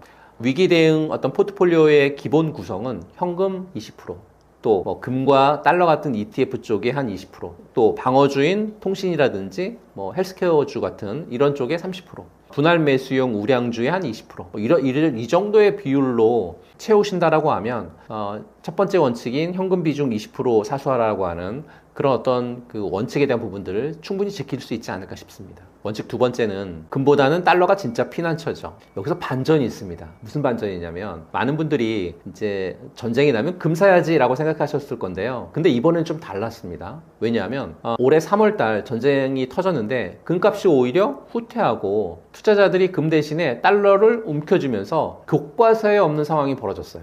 달러 인덱스가 3개월 내 최고치를 기록한 반면에 금 ETF는 국제 시세보다 오히려 싸게 거래되는 이례적인 현상까지 나타났으니까요. 왜 이런 일이 생겼냐면 유가 급등으로 인해서 인플레이션 우려가 커지자 연준이 금리 인하 가능성을 후퇴시켰고, 금리가 높게 유지가 되면 이자 수익을 주는 채권이나 예금의 매력이 커지잖아요. 금의 매력이 상대적으로 줄었기 때문인 거죠. 그러니까 지금 같은 스태그플레이션 우려 국면에서 달러 ETF가 금보다 더 강력한 방어막이 됐다라고 보시면 될 것 같습니다. 원칙 세 번째 말씀을 드리면 분할 매수의 법칙인 것 같아요. 그러니까 다 한 번에 많은 금액을 투자하기보다는 여러 번에 나눠서 매수하시는 전략이 좀 유효하지 않을까 싶고요. 자산을 여러 곳에 분산 투자해서 위험을 좀 줄이셨으면 좋겠습니다. 더 큰 손실을 막기 위해서 손절을 단행하는 것은 좀 불가피한 선택이지만 이건 잃지 않는 그런 투자의 기반이 충분히 될 수 있기 때문에 세 번째 원칙 분할 매수의 법칙에 대한 부분들 말씀드리고요. 네 번째는 연기금을 따라가라라고 말씀드리고 싶습니다. 개인 투자자가 시장에서 이기려면 똑똑하게 고래를 활용해야 되는데 2026년 국민연금 기금운용회에서 국내 주식에 대한 목표 비중을 기존에 14.4%였던 걸 14.9%로 0.5% 상향 조정합니다. 1,400조를 운용하는 자산에서 0.5%면 7조 원에 해당하는 막대한 금액이거든요. 그동안 탈한국 기조를 유지해오던 연기금이 다시 국내 주식을 사들이겠다라는 강력한 신호죠. 연기금이 무엇을 사는지 보셨으면 좋겠고요. 연기금 자금의 특성상 시가총액 상위 종목 위주로 포트폴리오를 구성하겠죠. 그렇다라고 하면 2026년 비중 확대 어떤 이슈하고 맞물려서 낙폭이 컸던 대형 우량주가 1순위 매수 타깃이 될 가능성이 굉장히 높겠죠. 삼성전자, SK하이닉스 같은 대형 낙폭 우량주에서 연기금 순매수 신호가 들어오는 그 시점, 그때가 개인 투자자분들의 분할 매수에 대한 어떤 시그널이 아닐까라고 말씀드리고요. 원칙 다섯 번째는 포트폴리오의 리밸런싱인 것 같아요. 지금 포트폴리오 구성 자체를 좀 바꿔야 될 때거든요. 시장의 불확실성이 클 때는 변동성이 좀 낮은 경기 방어주로 분산 투자하는 로우볼 전략이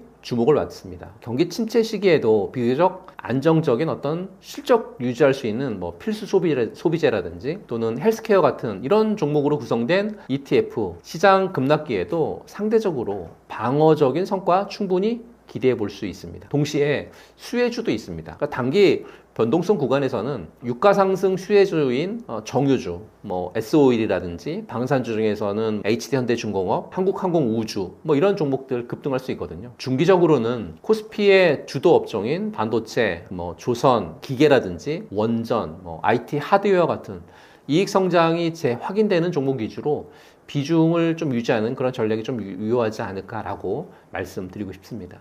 정책 수주 실적 3박자가 맞아떨어지면서 원전주가 계속 강세를 보였는데 최근 하락 흐름은 어떻게 분석하시나요?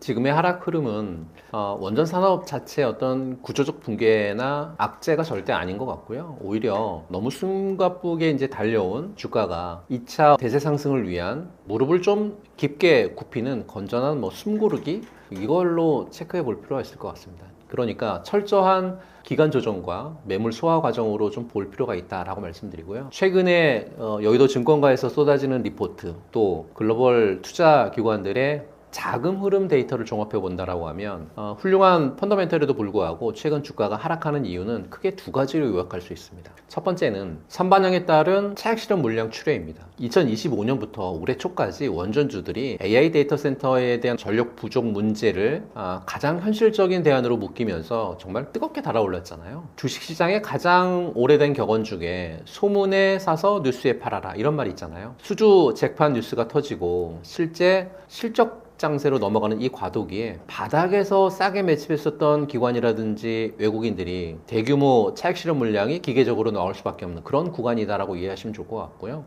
시장은 항상 좋은 건 알겠는데 주가에 다 반영된 거 아니야? 라고 하는 의구심을 갖는 그런 구간 충분히 있기 마련이잖아요. 그런 구간이다라고 보시면 될 것 같고요. 두 번째는 프로젝트의 어떤 세부 일정 지연에 따른 노이즈가 몰려오고 있는 그런 상황인 것 같습니다. 그러니까 유럽이라든지 중동 쪽에서의 대규모 원전 프로젝트들을 보게 되면 보통 10수조 원의 자금이 움직입니다. 그러다 보니까 본계약 체결이라든지 또는 파이낸싱 세부 협상 과정에서 당초 시장이 환호를 하면서 기대했던 일정보다 몇 개월 정도 딜레이 되는 경우가 필연적으로 발생하거든요. 주식시장은 불확실성이라든지 지연을 가장 싫어하기 때문에 이런 미세한 엇박자에도 단기 테마성 자금들이 예민하게 반응하면서 주가를 일시적으로 끌어내리고 있다, 이렇게 보실 필요가 있을 것 같고요. 하지만 세상이 어떻게 돌아가고 있냐 보면 마이크로소프트라든지 아마존 같은 글로벌 빅테크 기업들이 AI 데이터 센터를 돌리느라 전력 모자라잖아요. 아예 SMR 천문학적인 돈을 쏟아부으면서 직접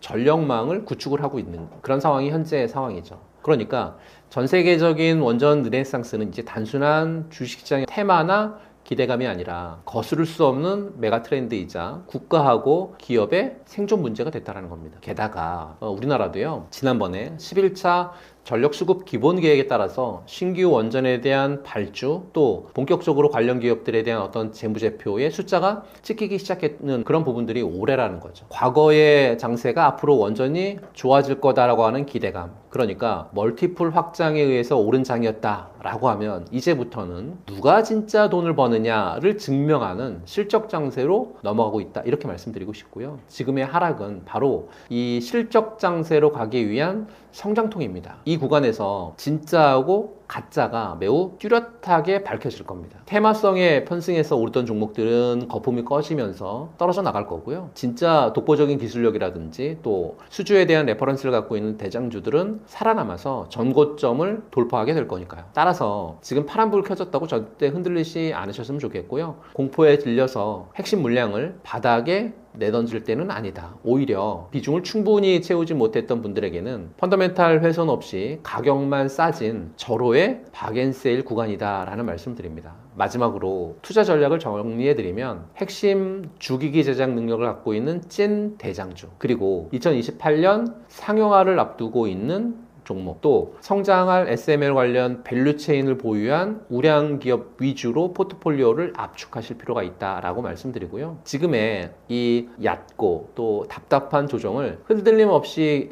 견뎌내신다라고 하면 올해 하반기부터 본격화될 글로벌 추가 수주 랠리라든지 어닝 서프라이즈 구간에서 여러분들의 계좌는 다시 한번 뜨겁게 달아오르지 않을까, 이렇게 판단하고 있습니다. 두산에너빌리티 주가가 이번 하락으로 상승세가 꺾인 모습을 보이고 있는데 앞으로 추가 상승 여력이 남아 있을까요?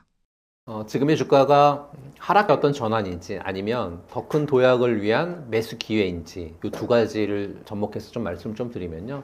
사실 뭐 주식이 계속 오르기만 할 수 없잖아요. 두산 에너빌리티 같은 경우에 2024년부터 2025년까지 SMR 파운드리 선점 그리고 체코의 원전 우선 협상 대상자 선점이라고 하는 호재로 이미 한 차례 어떤 주가의 레벨업은 마쳤습니다. 지금 주가는 이제 기대감이 실적으로 바뀌어가는 어떤 과도기적인 조정이다라고 말씀드릴 수 있을 것 같고요. 2026년 현재 대형 원전 수주는 이미 확정된 미래가 됐고 이제 시장은 그래서 돈은 언제 벌 건데? 라고 묻고 있는 거잖아요. 그 질문에 답하기 위해서 숨 고르는 어떤 과정이지 상승 엔진이 꺼진 건 절대 아니죠. 오히려 주요 이평선이 수렴하고 있는 지금 기술적으로 굉장히 중요한 변곡점에 와 있습니다. 그렇다라고 하면 두산 에너빌리티를 집중할 수밖에 없는 결정적인 이유 몇 가지를 좀 말씀드려 볼게요. 첫 번째 이유는 가스터빈입니다. 두산 에너빌리티가요 2026년 3월 바로 이번 달에 미국의 빅텍 기업하고 380메가와트급의 초대형 가스터빈 7기 공급하는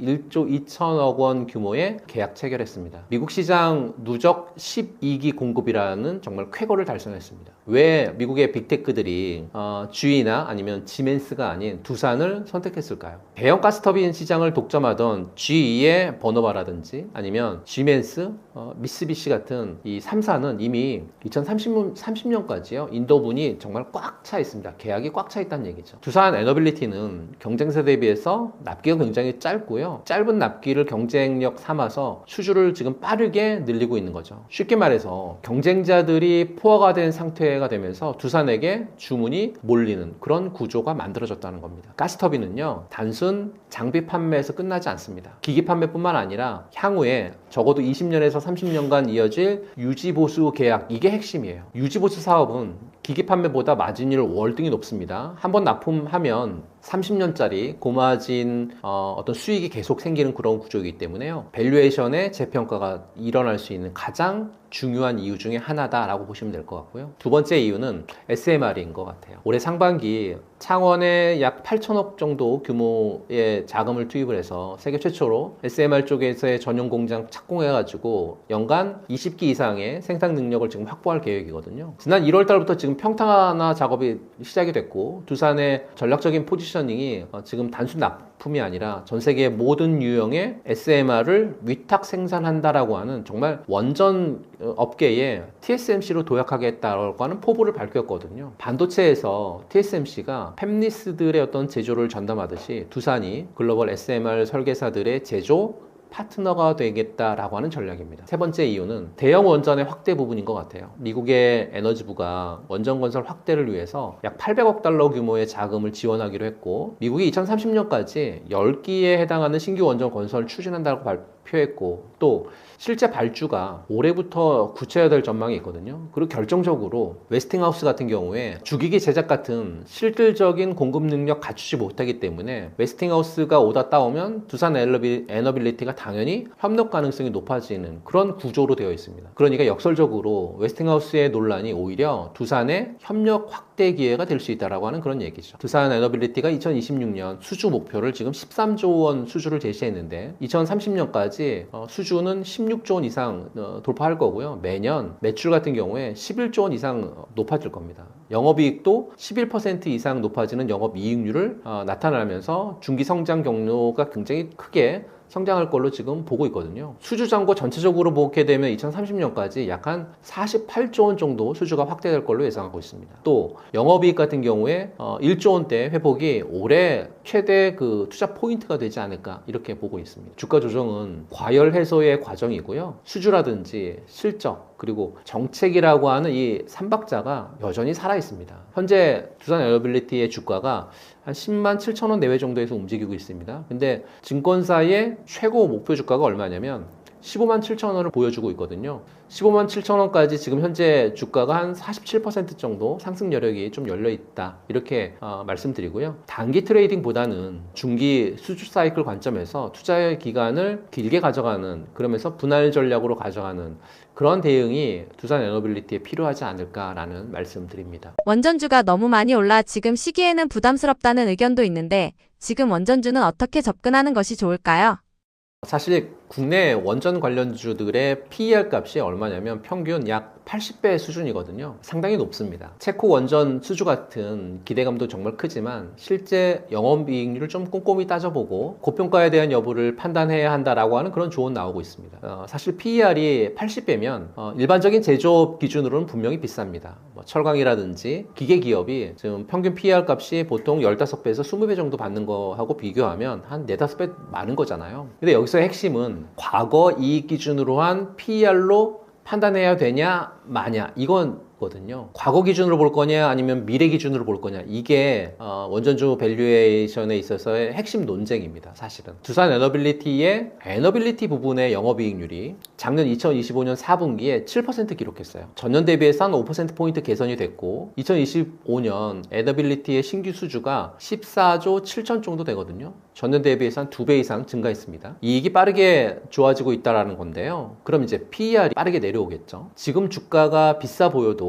2, 3년 뒤에 이익 기준으로 보게 되면 오히려 지금이 저점이 될 수 있다라고 하는 그런 역설적인 얘기인 거죠. 글로벌 경쟁사 GE 버노바하고 비교해보면 이해하기 훨씬 쉬울 것 같아요. 그러니까 GE 버노바는 AI하고 이 데이터 센터 수요를 타고 주가가 폭등을 했는데 150% 넘게 폭등했습니다. PER 값이 얼마냐면 100배를 넘었습니다. 반면에 두산 에너빌리티는 가스터빈 또 원전 같은 이런 쪽에서의 구조도 지금 버너하고 비슷한데 밸류에이션은 조금 낮은 거잖아요. 이걸 두고 사실은 어떻게 보면 코리아 디스카운트라고 부르는 거잖아요. GE의 버너바가 이 정도로 시장 가치를 인정받고 있는 상황에서 두산이 고평가됐다라고 보기는 사실 좀 어려운 것 같습니다. 그렇다라고 하면 실전 투자 전략은 어떻게 세우는 게 좀 좋을까요? 우선은 첫 번째는 대장주하고 테마주를 좀 구분하실 필요가 있을 것 같습니다. 그러니까 원전 섹터 안에서도 사실은 진짜하고 가짜가 분명 갈리거든요. KB증권에서 두산 에너빌리티에 대해서 원전 그리고 가스터빈에 대한 수주가 올해부터 본격적으로 가시화될 거다 이렇게 얘기하면서 목표 주가를 13만 5천 원까지 높여 잡았습니다. 반면에 테마주 성격이 강한 소형 원전 부품주들은 실적 가시성이 굉장히 낮아서 접근하면 안 된다라는 보고서가 굉장히 특이하죠. 두 번째는 수주 이벤트 기준으로 접근을 하실 필요가 있을 것 같습니다. 무슨 얘기냐면 2026년에 대규모 SMR 쪽에서의 수주가 1조 원 좀 넘을 거거든요. 이제 본격화될 가능성이 굉장히 높고 이 수주 성과가 확인이 된다라고 하면 지난해 10월 해외 쪽에서의 가스터빈에 대한 어떤 초과 수주 그거야처럼 주가 상승을 견인할 충분한 상승에 대한 어떤 되지 않을까 이렇게 얘기를 해드릴 수 있는 거죠. 그러면서 세 번째는 사실은 분할 매수가 좀 정답인 것 같아요. 두산 에너빌리티는 정책에 대한 일정이라든지 수주 발표를 앞두고 기관이 선제 포지셔닝하는 경향이 굉장히 강하잖아요. 또 투자 전략으로는 중기 구간에서의 분할 매수 굉장히 좋을 것 같고, 체코 원전 수주 같은 이런 부분들, 또 수주 이벤트에 대한 부분들을 확인하고 비중을 좀 높이는 그런 방식을 좀 여러분들에게 말씀 좀 드리고 싶습니다. 과거 이익 기준으로는 비싸다. 그러나 미래 수주하고 실적 성장 기준으로는 아직 싸다. 이게 지금 원전주의 본질인 것 같습니다. 고평가 논란 자체가 사실은 지금 이익이 아직 좀 작기 때문에 그런 것 같은데요. 수주 잔고가 수십조 원씩 쌓이면 이익이 올라오면서 PER이 자연스럽게 내려가겠죠. 단 시장이 기대하는 어떤 수주하고 실적이 정말 예정대로 실현이 되는지를 반드시 분기별로 확인하셔서 접근할 필요가 있지 않을까라는 말씀 드리고 싶습니다. 두산에너빌리티, 한전기술 같은 대형주와 중소형 기자재 기업 중에서 기대 수익률이 더 높은 쪽은 어디라고 보십니까? 결론은 중소형 기자재인 것 같아요. 왜 이렇게 더 크게 오르냐면 이유가 좀 명확하기 때문에 그런데요. 바로 시가총액하고 유동성의 차이가 여기서 나눠지고 있는 것 같습니다. 종목을 한번 보게 되면 우리기술 같은 경우에 52주 전 주가가 얼마였냐면 2,000원이었어요. 근데 2026년 3월 24,000원 내외 정도에서 지금 거래되고 있으니까요. 수익률을 따지면 1년 만에 1000% 이상 오른 겁니다. 두산 에너빌리티가 같은 기간 4배 올랐다고 하면 우리기술은 같은 기간에 12배 올랐으니까요. 왜 이런 차이가 생겼을까요? 우리기술은 원자력 발전소 디지털 계측 제어 시스템에서 국산화 역량을 통해 가지고 국내 유일하게 이 역량을 보유하고 있는 그런 기업이기 때문에 그렇습니다. 그러니까 국내 유일이라고 하는 독점성이 핵심인 거죠. 마찬가지로 한선 엔지니어링은 블룸에너지 기반의 SOFC 쪽에서의 플러밍 모듈의 국내 단독 공급사라고 하는 희소성을 갖고 있습니다. 2026년 3월 8,000원대 있었던 주가가 최근에 17,000원대까지 2배가량 상승을 하죠. 그렇다라고 하면 대형주하고 중소형주 두 그룹의 핵심 차이를 좀 정리해 드리게 되면, 대형주의 대장격인 두산에너빌리티 그리고 한전기술은 사실 안정성이 강점입니다. 두산에너빌리티가 올해 수주 목표가 13조에서 한 14조 정도 잡고 있거든요. 2030년까지 수주 잔고가 48조 원 수준으로 확대될 거면 중기 성장 경로에 대한 부분들을 굉장히 안정적으로 잘 잡고 있습니다. 수주 잔고가 쌓인다라고 하는 건 어떤 실적의 가시성이 높다라고 하는 의미잖아요. 올해 영업이익이 1조 4천 수준이 전망되고 있고, 증권가 대다수가 매수 의견을 내고 있고, 또 기관이라든지 외국인들이 편하게 사고 팔 수 있는 시총과 유동성이 있는 종목, 그게 바로 두산에너빌리티죠. 그에 반해서 중소형 기자재 주들은 어떻게 보면 폭발성이 좀 강점인 것 같아요. 다만 그만큼 리스크도 굉장히 크잖아요. 우리기술 같은 경우에 사실 2025년에 영업이익은 마이너스 12억이었어요. 단기 순손실은 마이너스 150억을 넘었습니다. 주가는 단기간에 1000% 올랐는데 이익이 적자라는 거잖아요. 이게 중소형 기자재 종목들의 본질입니다. 기대가 실적에 앞서 달리고 있는 그런 구조인 거죠. 실적이 따라 올라오면 추가 상승 가능하겠죠. 하지만 실적이 기대에 못 미치면 급격한 되돌림 나올 수 있습니다. 지금 시장에서 가장 주목받고 있는 중소형 기자재에 대한 원전주를 몇 종목 말씀 좀 드리면, 우리기술은 사실 공격적인 시나리오 목표 주가로 한 32,000원 정도 제시되고 있는데, 체코 두코바뉴 원전의 어떤 본 계약 확정이라든지 SMR 쪽에서의 상용화 일정이 구체화되는 이 이중 모멘텀이 현실화될 경우에 가능한 그런 목표 주가입니다. 오르비텍 같은 경우에 52주 최저가가 약 2,000원이었습니다. 근데 최근에 보니까 8,000원 넘었더라고요. 300% 이상 상승했죠. 고리 1호기 그리고 월성 1호기 해체 본격화에 대한 부분들, 또 향후 10년간 최소 3조 원 규모의 원전 해체 시장이 열릴 것으로 전망되고 있기 때문에 원전 짓는 것뿐만 아니라 해체도 굉장히 돈이 잘 되는 그런 부분들이어서 이 월성 1호기하고 고리 1호기 관련되어 있는 부분들 잘 체크하실 필요가 좀 없잖아 있을 것 같고요. 사실 기대 수익률만 보면 중소형 기자재주, 그 안정성을 고려한다라고 하면 대형주, 이렇게 분류할 수 있을 것 같고요. 하지만 이제 가장 현명한 전략은 하나인 것 같아요. 포트폴리오를 두산 에너빌리티하고 한전기술 같은 대형 종목을 통해서 포트폴리오를 한 60에서 70% 정도 받쳐놓고요. 우리기술이라든지 또는 BH 같은 또는 우진 같은 독점 기술 기반의 중소형 기자재주들에 대한 비중을 30에서 40% 곁들이는 방식이 리스크 대비 수익률 극대화하는 그런 전략이 아닐까 싶고요. 대형주로 안전판을 깔고 중소형주로 수익률의 폭발을 가져가는 투트랙 전략, 이게 지금 원전 섹터에서 가장 스마트한 접근이 아닐까라는 말씀 드리고 싶습니다. 지금 원전 기업들의 주가 흔들림 때문에 고민하는 투자자들이 많은데 지금 시점에서 원전주에 투자해도 괜찮을까요? 결론부터 좀 말씀을 드리면 원전주 투자해도 괜찮습니다. 하지만 방법이 좀 중요하다 이렇게 말씀드리고 싶습니다. 왜 그런지 몇 가지 근거하고 구체적인 전략 말씀들이 좀 드리면, 근거 첫 번째는요, 원전 르네상스는 테마가 아니라 구조적 변화이기 때문에 그렇습니다. 많은 분들이 사실 원전주 테마주 아니냐라고 이렇게 물으시거든요. 근데 전 절대 아니다 라고 말씀드립니다. 2026년 현재 원자력이 가장 극적으로 평가가 달라진 에너지원이잖아요. 현재 40개국 이상에서 원자력을 자국 에너지 전략에 포함하고 있고, 또 건설 중인 신규 원전 규모가 지난 수십 년간 최근 들어서 가장 많은 원전 건설을 하고 있는 그런 기간이니까요. 그리고 결정적으로 새 수요원이 늘고 있습니다. 그러니까 블룸버그가 미국 안에서의 데이터 센터 전력 수요가 현재 40기가와트 수준에서 2035년까지 100기가와트가 상회할 가능성이 높다라는 분석을 냈거든요. 그러니까 AI가 먹는 전기가 10년 안에 2배 이상 늘어난다는 거잖아요. 이 전기 어디서 만드냐? 24시간 끊임없이 안정적으로 나오는 원자력 말고는 현실적인 대안은 없습니다. 근거 두 번째는 올해 2026년은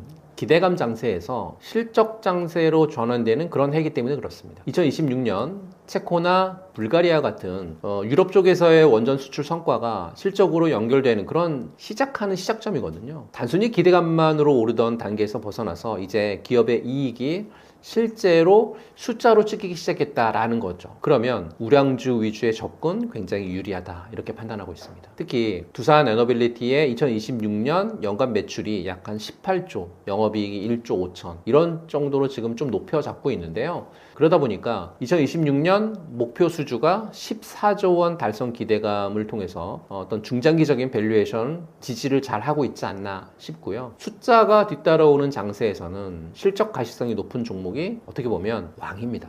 근거 세 번째, 조정 이후에 등장하는 기관의 매집 신호인 것 같아요. 두산 에너빌리티가 최근 원전과 SMR 정책 모멘텀의 확대를 통해서 기관 투자자들의 지속적인 매수 흐름이 좀 이어지고 있거든요. 역사적으로 보게 되면 조정 이후에 기관이 분할 매집에 나서는 구간은 장기 투자자들에게 정말 좋은 매수 타이밍이 아닐까라는 말씀을 드리고 싶습니다. 근거 네 번째는 SMR이라고 하는 초대형 성장 엔진이 올해부터 가동된다는 거죠. 그러니까 두산 에너빌리티가 올해 상반기에 창원에서 약 한 8천억 정도 규모의 세계 최초의 SMR 전용 공장 착공해서 연간 20개 이상의 생산 능력 확보할 계획인 거거든요. 뉴스케어 파워라든지 엑스에너지 그리고 테라파워 같은 글로벌 선두주자들과의 협력을 통해서 제조 경쟁력으로 시장을 좀 장악하겠다 이런 포부 밝혔잖아요. SMR 시장이 AA 데이터 센터하고 또 반도체 클러스터 같은 미래 산업 인프라의 안정적인 어떤 전력 공급원으로 지금 주목받고 있고, 또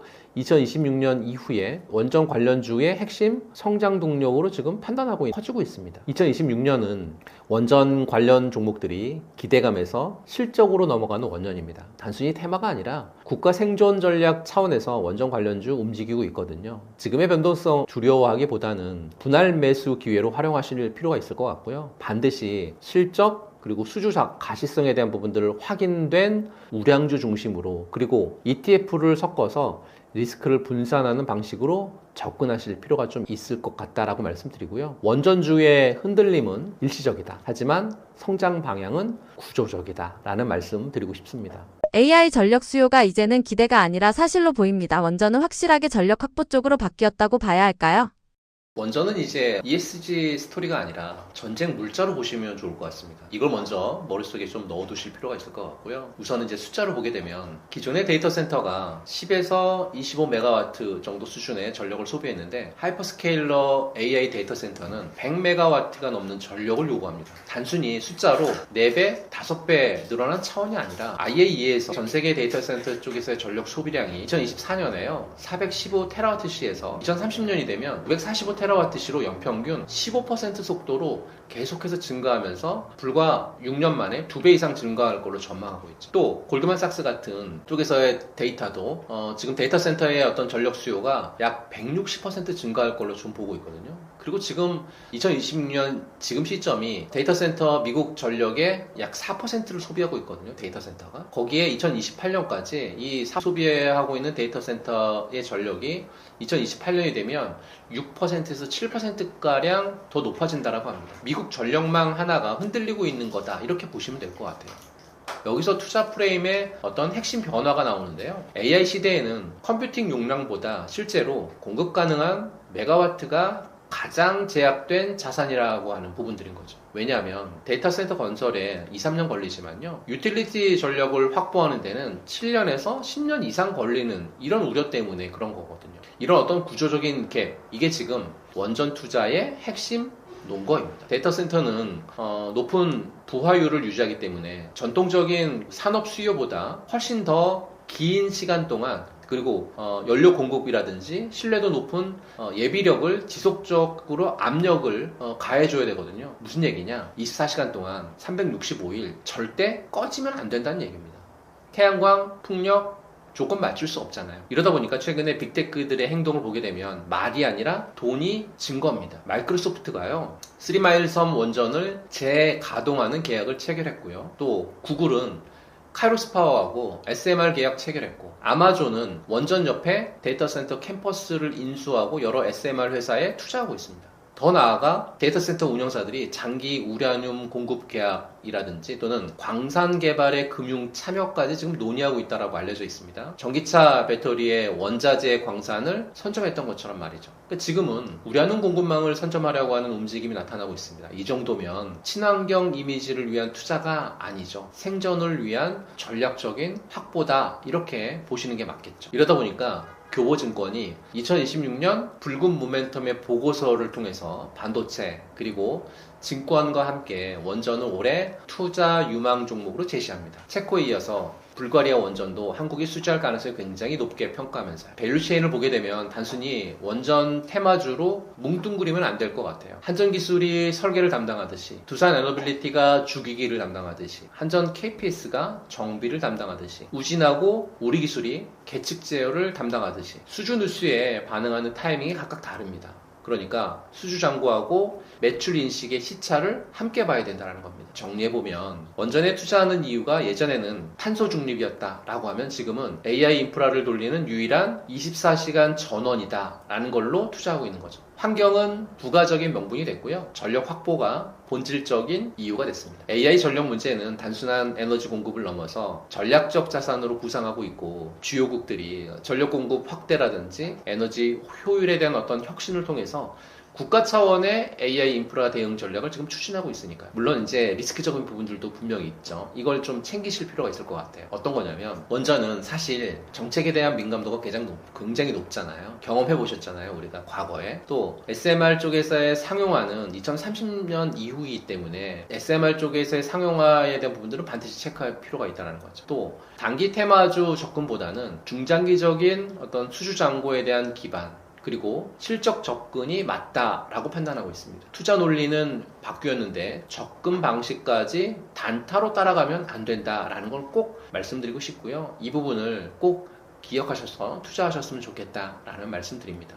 신규 원전이 정말 다시 늘어나는가가 중요한데요. 한국 정부의 최근 전력 계획은 어떻게 전망하시나요? 이제 원전은 기대감의 영역을 완전히 벗어나서 확정된 스케줄의 영역으로 들어왔다, 이렇게 말씀드릴 수 있을 것 같아요. 왜 그런지 몇 가지만 좀 짚어드릴게요. 지난번에 11차 전력수급 기본계획에 대한 어떤 실행 지침이 전개가 됐잖아요. 2024년 말에서 2025년에 걸쳐서 확정이 된 11차 전력수급 그 기본계획 기억하실 거예요. 거기에 보게 되면 대형 원전 3개 추가 건설, 또 SMR 도입 신속하게 진행하겠다라는 부분들이 핵심이었으니까요. 2026년 현재 이게 왜 실질적인 근거냐면 이제는 부지 선정이라든지 또 환경 영향 평가라고 하는 구체적인 행정 절차가 본 궤도에 올랐기 때문에 그렇거든요. 예전에 지으면 좋겠다 였다라고 하면 이제는 어디에 언제까지 누가 지을까라는 타임라인이 증권사 보고서에서 구체적인 수주 가이드까지 찍히고 있으니까요. 이건 더 이상 테마가 아니라 업종의 매출로 잡히기 시작했다는 거잖아요. 두 번째는 용인 반도체 클러스터라고 하는 절대적인 수요처가 버티고 있습니다. 삼성전자하고 SK하이닉스가 용인에 짓고 있는 세계 최대 규모의 반도체 메가 클러스터. 여기에 들어가는 전력량이 웬만한 중소국가 하나 수준이거든요. 2026년 지금 공장이 하나둘 올라가면서 전력 부족 문제가 발등에 불이 됐습니다.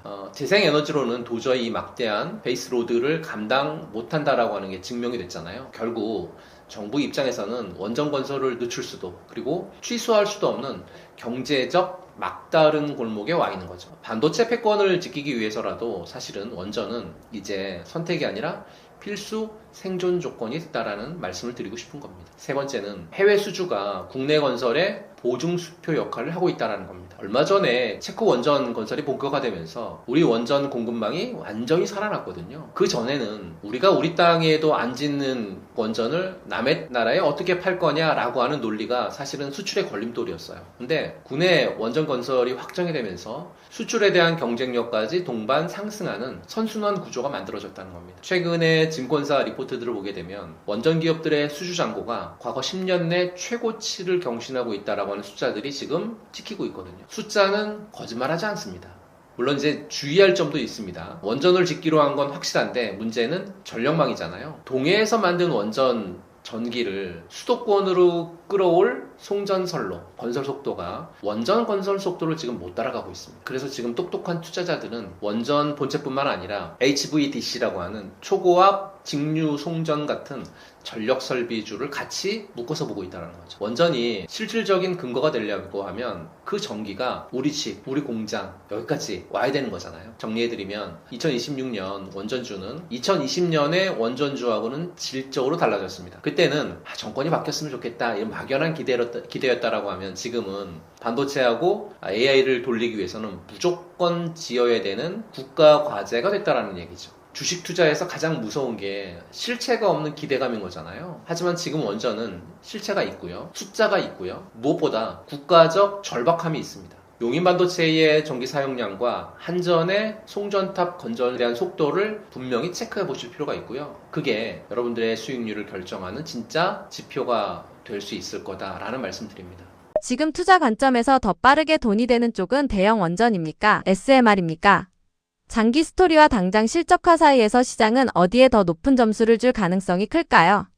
미래의 멀티플은 SMR입니다. 이 두 개를 동시에 준 기업이 지금 시장에 사실은 최대 수혜를 받고 있죠. 대형 원전은 실적이 이미 찍히기 시작했습니다. 숫자를 보게 되면 2025년 12월에 두산 에너빌리티의 체코 두코바니 원전 핵심 주기기 공급 계약 체결했죠. 계약 금액이 5조 6천이었으니까요. 단일 해외 원전 주기기 계약 중에서 역대 최대 규모였고 공사 기간은 2027년부터 2032년까지요. 한전 기술은 그 체코 원전 2기에서 10년 동안 연평균 500억 정도의 영업이익 증가가 예상이 되고 있고요. 두산 에너빌리티는 한 기당 200억, 그리고 한전 KPS하고 대우건설이 한 기당 100억 원 정도의 영업이익 증가가 예상이 되고 있습니다. 그리고 체코만이 아닙니다. 불가리아, 미국, 베트남의 그 대형 원전 그 수주 파이프라인이 풍부하고요. 또 웨스팅하우스의 미국에 대한 어떤 8기, 또 폴란드의 3기 이렇게 원전 프로젝트에 관련한 기자재 발주도 올해부터 본격화될 그런 전망이 굉장히 많습니다.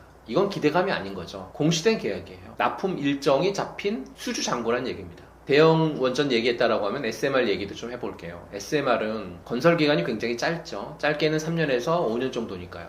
초기 투자 비용도 굉장히 낮죠. 또 중견 전력회사나 또는 빅텍 기업들도 접근 가능한 수준의 진입 장벽이 굉장히 낮습니다. 그러니까 스토리는 완벽합니다. 그런데 현실적인 타임라인을 보게 되면 한국이 밀고 있는 주력 모델 ISMR 이 상용화는 언제 전개되냐면요. 2023년부터 전개될 겁니다.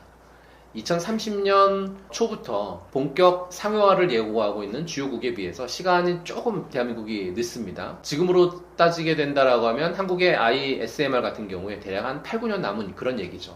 근데 여기서 중요한 포인트는 두산 에너빌리티는 SMR 수주 목표를 올해 1조 1천억 원으로 설정했어요. 이를 위해서 창원에 지금 8천억 정도 투자해가지고 SMR 공장 신설하기로 했거든요. 2028년까지 완공한다라고 해서 연간 20기 정도 생산 능력 갖출 계획인 거잖아요. 한국의 ISMR이 아니라 미국 엑스에너지 그리고 미국의 테라파워, 뉴스케일 같은 미국 SMR 기업들의 핵심 부품을 지금 납품받는 그런 구조가 형성되고 있다. 이런 얘기 아닐까요? 그렇다라고 하면 시장은 어디에 높은 점수를 주고 있을까요? 시장은 대형 원전 수주 잔고로 PER의 프레임을 쓰고 있고요. SMR 쪽에서의 수주 첫 공시로 멀티플 재평가를 진행을 하고 있다. 이렇게 보시면 좋을 것 같습니다. 무슨 말이냐 좀 어렵죠. 대형 원전이 주가를 받쳐주는 바닥이다 라고 보시면 될 것 같고 SM 주가를 한 단계 레벨업 시키는 트리거다 이런 얘기인 거죠. 다만 냉정하게 봐야 될 것도 있습니다. 우리 기술처럼 원전 밸류체인에서 기술적 지휘도가 확실한 기업도 실적이 전환되는 시점이 신한울 3호기, 4호기에 분산 제어 시스템 쪽에서의 매출 인식인데 이건 2026년 올해 하반기 정도 예상하고 있습니다. 그러니까 기대하고 실적 사이에 어떤 괴리가 존재한다라고 하는 부분들 분명히 인식할 필요가 있습니다. 정리하면 대형 원전은 지금 실적 인식 진입 구간이고 SMR은 공시 기대감 구간입니다. 가장 좋은 포지션은 두 개를 동시에 보유한 기업.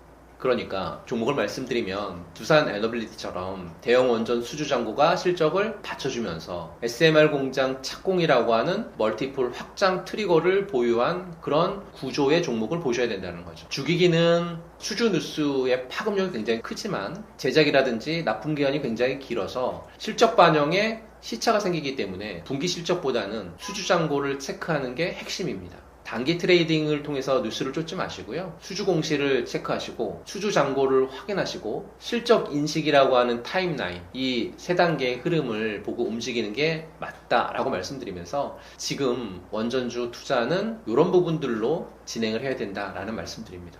중동 리스크가 커질수록 원전주는 오히려 다시 에너지 안보 자산으로 재평가될 수 있을까요? 지금 원전주 강세 논리에는 AI만 있는 게 아니라 지정학 프리미엄도 붙고 있다고 봐야 합니까? 원전주는 지금 세 가지 프리미엄이 동시에 좀 붙고 있는 것 같아요. 어떤 프리미엄이냐면요. 첫 번째는 AI 전력 프리미엄입니다. 거기에 정책 프리미엄도 붙고 있는 것 같고 또 지정학적 프리미엄까지 이 세 가지가 한꺼번에 작동하는 그런 국면이다 라고 보실 필요가 있습니다. 지금 무슨 일이 벌어지고 있는지 숫자로 좀 보시게 되면 3월 셋째 주 기준으로 브렌트유가 배럴당 $100 내외 정도 넘나들고 있거든요. 중동의 주요 산유국의 생산 차질 그리고 호르무즈 해협의 봉쇄에 따른 해상 운송 불안이 겹치고 있습니다. 그리고 한국이 정말 직격탄을 맞는 그런 구조에 있거든요. 우리나라가 도입하는 원유 가운데 70%가 중동산이고 이 가운데 대부분이 호르무즈 해협을 통해서 운동되니까요. 수입이 완전히 중단되는 어떤 그 극적인 상황에서도 실제 대응 가능 기간이 2달 정도에 불과하다라고 하는 그런 분석이 있거든요. 2달. 이게 지금 한국의 에너지 리얼리티입니다. 미국, 이란 어떤 전쟁의 장기화 가능성 때문에 에너지 수급 불확실성이 커지고 있거든요. 이러다 보니까 정부가 정비 중인 어떤 원전의 재가동을 좀 앞당기면서 원전에 대한 이용률을 높이기로 했거든요. 그러면서 이달 안에 신월성 1호기하고 고리 2호기 2기를 즉시 재가동하도록 한수원의 절차적인 부분들을 돌입했다라고 하는 내용도 나오고 있습니다. 이게 왜 중요한 시그널이냐고 하면요. 정부가 위기가 터지는 순간에 제일 먼저 손에 쥔 카드가 원전이었다는 얘기거든요. 재생에너지도 아니고요. 석탄도 아니고 원전을 가장 먼저 켰다는 얘기입니다. 에너지 안보에서 원전이 어디에 있는지 정부 스스로 보여준 그런 장면입니다. 여기서 투자 논거의 핵심이 나오고 있습니다.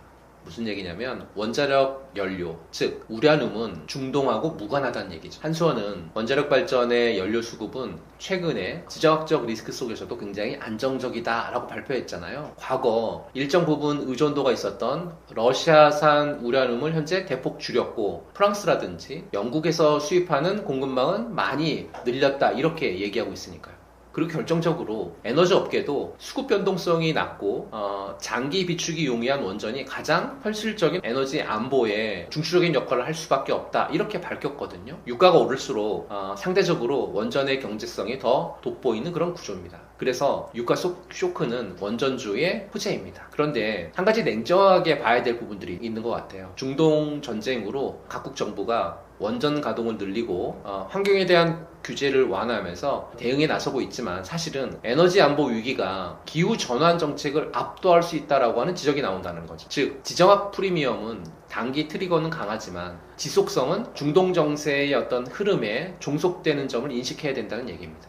지금 원전주를 움직이는 논리는 AI 전력, 정책에 대한 어떤 그리고 지정학적 프리미엄 이 세 개가 동시에 작동하고 있는 슈퍼사이클이다 라는 말씀 드리고요. 이 세 가지 중에서 하나만 있어도 사실은 주가가 움직이는데 지금은 세 개가 동시에 겹쳤습니다. 단 지정학적 이유는 단기 급등 요인이고 언제든지 식을 수 있거든요. 지정학적 뉴스에 흔들려서 단타치지 마시고요. 수주연고라든지 또는 실적 타임라인을 보면서 중장기 포지션을 유지하는 게 가장 맞지 않나 라고 말씀드리고요. 표제 겹쳤을 때는 흥분하지 않는 것, 그게 이 구간에서 돈 버는 투자자하고 돈을 잃는 투자자의 차이다 이렇게 저는 말씀드리고 싶습니다.